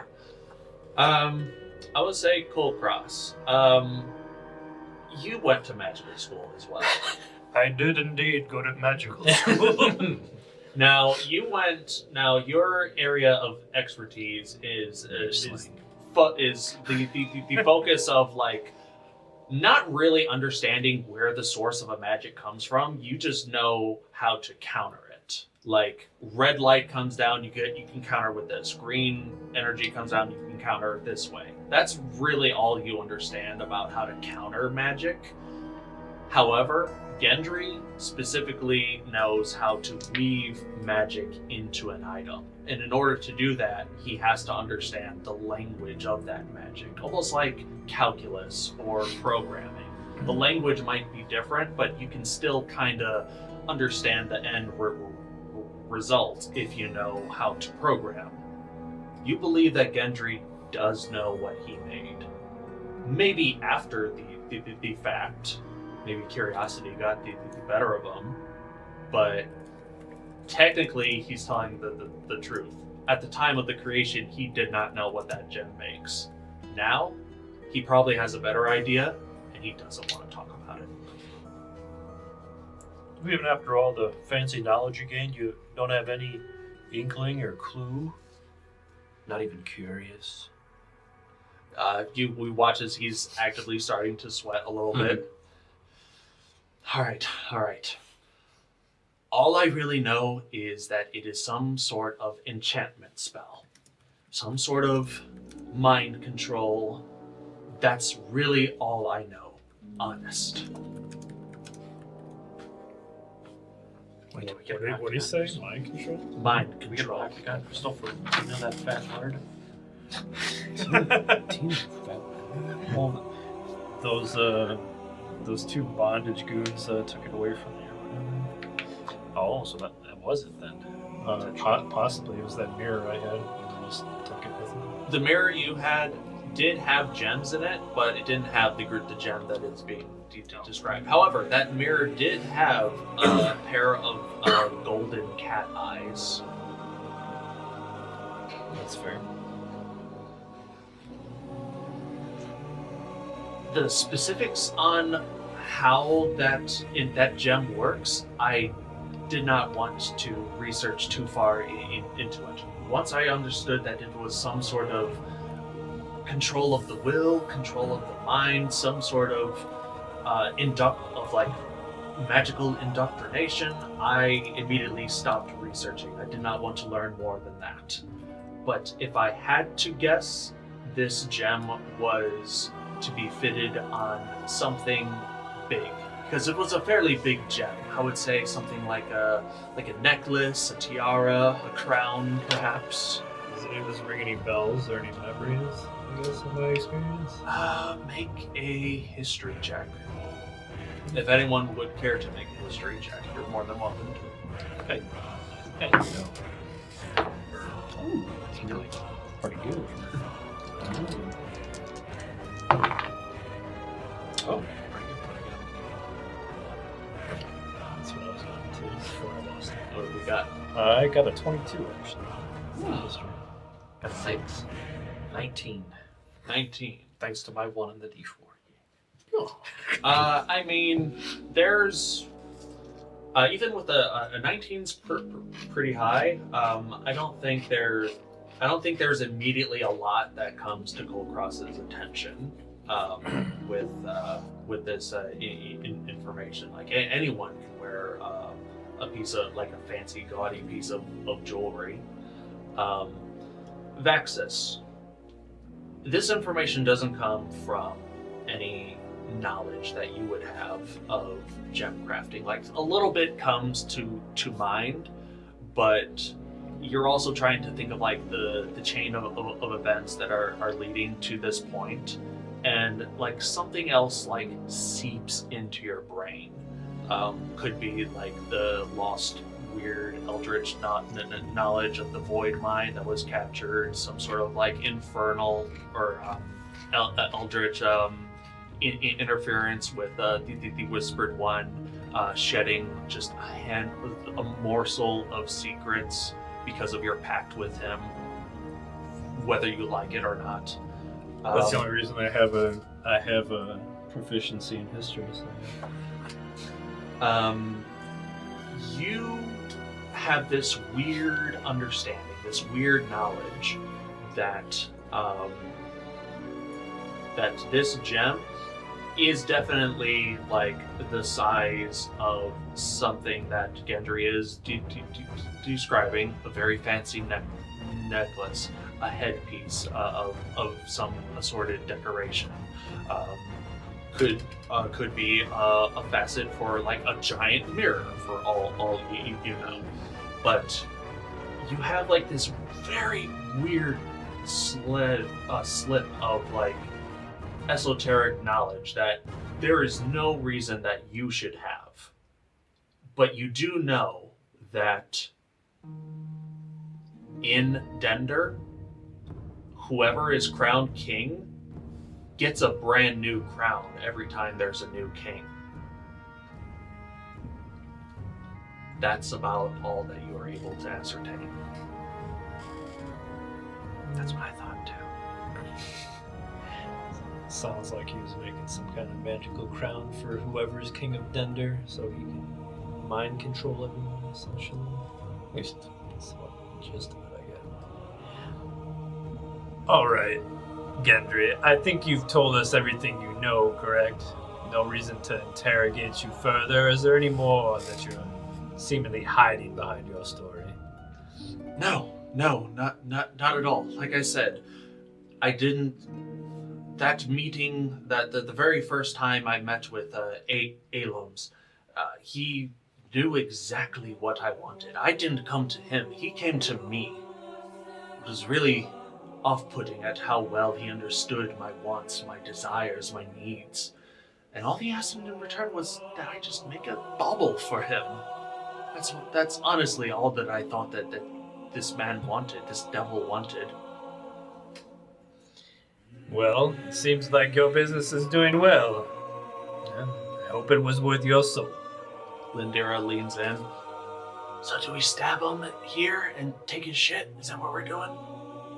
No, little sister. It seems like, believe it or not, he has probably done nothing wrong. If anything, that demon would have found, or the devil would have found someone else to do the job for him anyway. I slapped the box out of his hand. And I'm sure wherever Gendry is getting these jewels from, whether he knows it or not, if they're legal or whatever by some unsavory means, that someone else would just be doing the same thing. I mean, you also bought something from Nictor's. You think that rod came from, I don't know, a good place? You don't think that was stolen or nicked? See, you're getting my gist, little sister. We can't prove he did anything wrong, because as far as he's aware, he wasn't in any wrongdoing. That's Zoe's Reach in a nutshell. She goes back to like her bodyguard mode. Well, this has been quite illuminating for all of us. Please don't tell anyone that I made a deal with the devil. Seems like everyone else around here does, so it wouldn't be anything. Now just get out of here, Gendry. Thank you all very much. As he leaves, he turns around to you, Orlin, and he goes, I wasn't the first person of Redmire to make a deal in Devil's Reach. Recently? Define recently. It's been a number of years. 6, I'd say. I'm getting the impression that quite a few of the noble houses have extensive histories that come back this way. Check the histories of House Chudon. I hear that everyone gets their magical capabilities in that house at a certain age, and someone might have been a late bloomer. Farewell. And he just runs. That's right. You better leave before I have Knick-Knack revoke your privileges. Knick-Knack. That's kind of a cool nickname, actually. I like that a lot. Sounds like House Chudon put on more than nicknames. Chew. There's no right way to say that. There is no right way to say that. Well, they should have just spat it out. But Bit off a little more nugget chew. Oh man. With that revelation in mind, that is where we're going to end tonight's session. Ooh.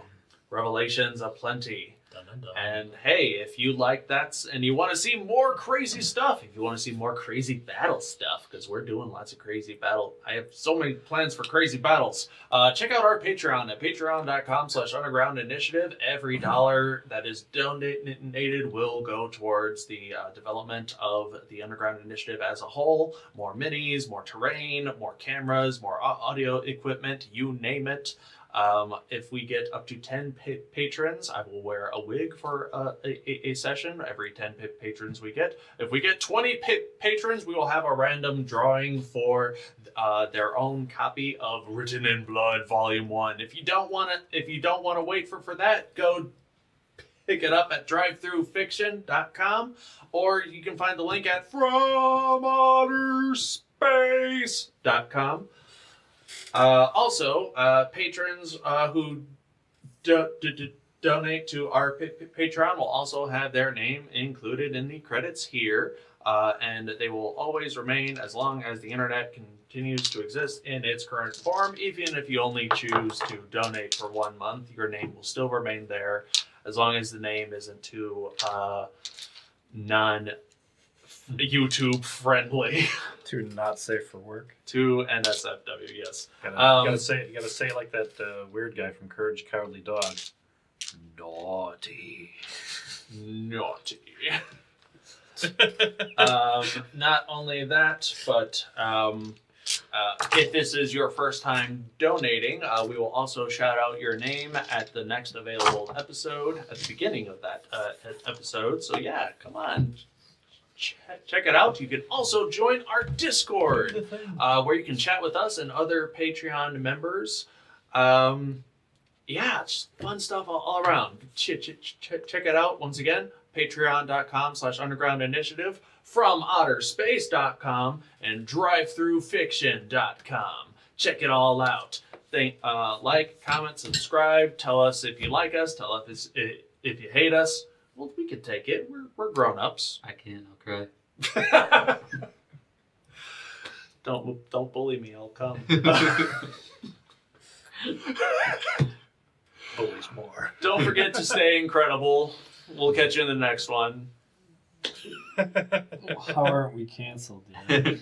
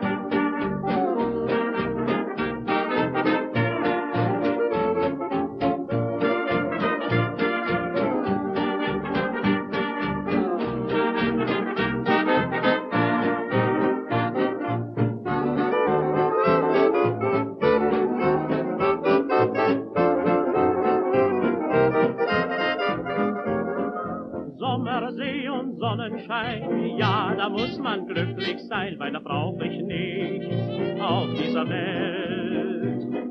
Früh am Morgen schon zum Strand, braun gebrannt im weißen Sand, ja, das ist die Zeit, die mir gefällt.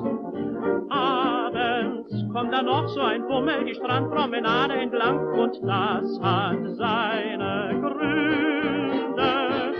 Sommersee und Sonnenschein und dann noch verliebt zu zweien, ja, da muss der Mensch doch glücklich sein.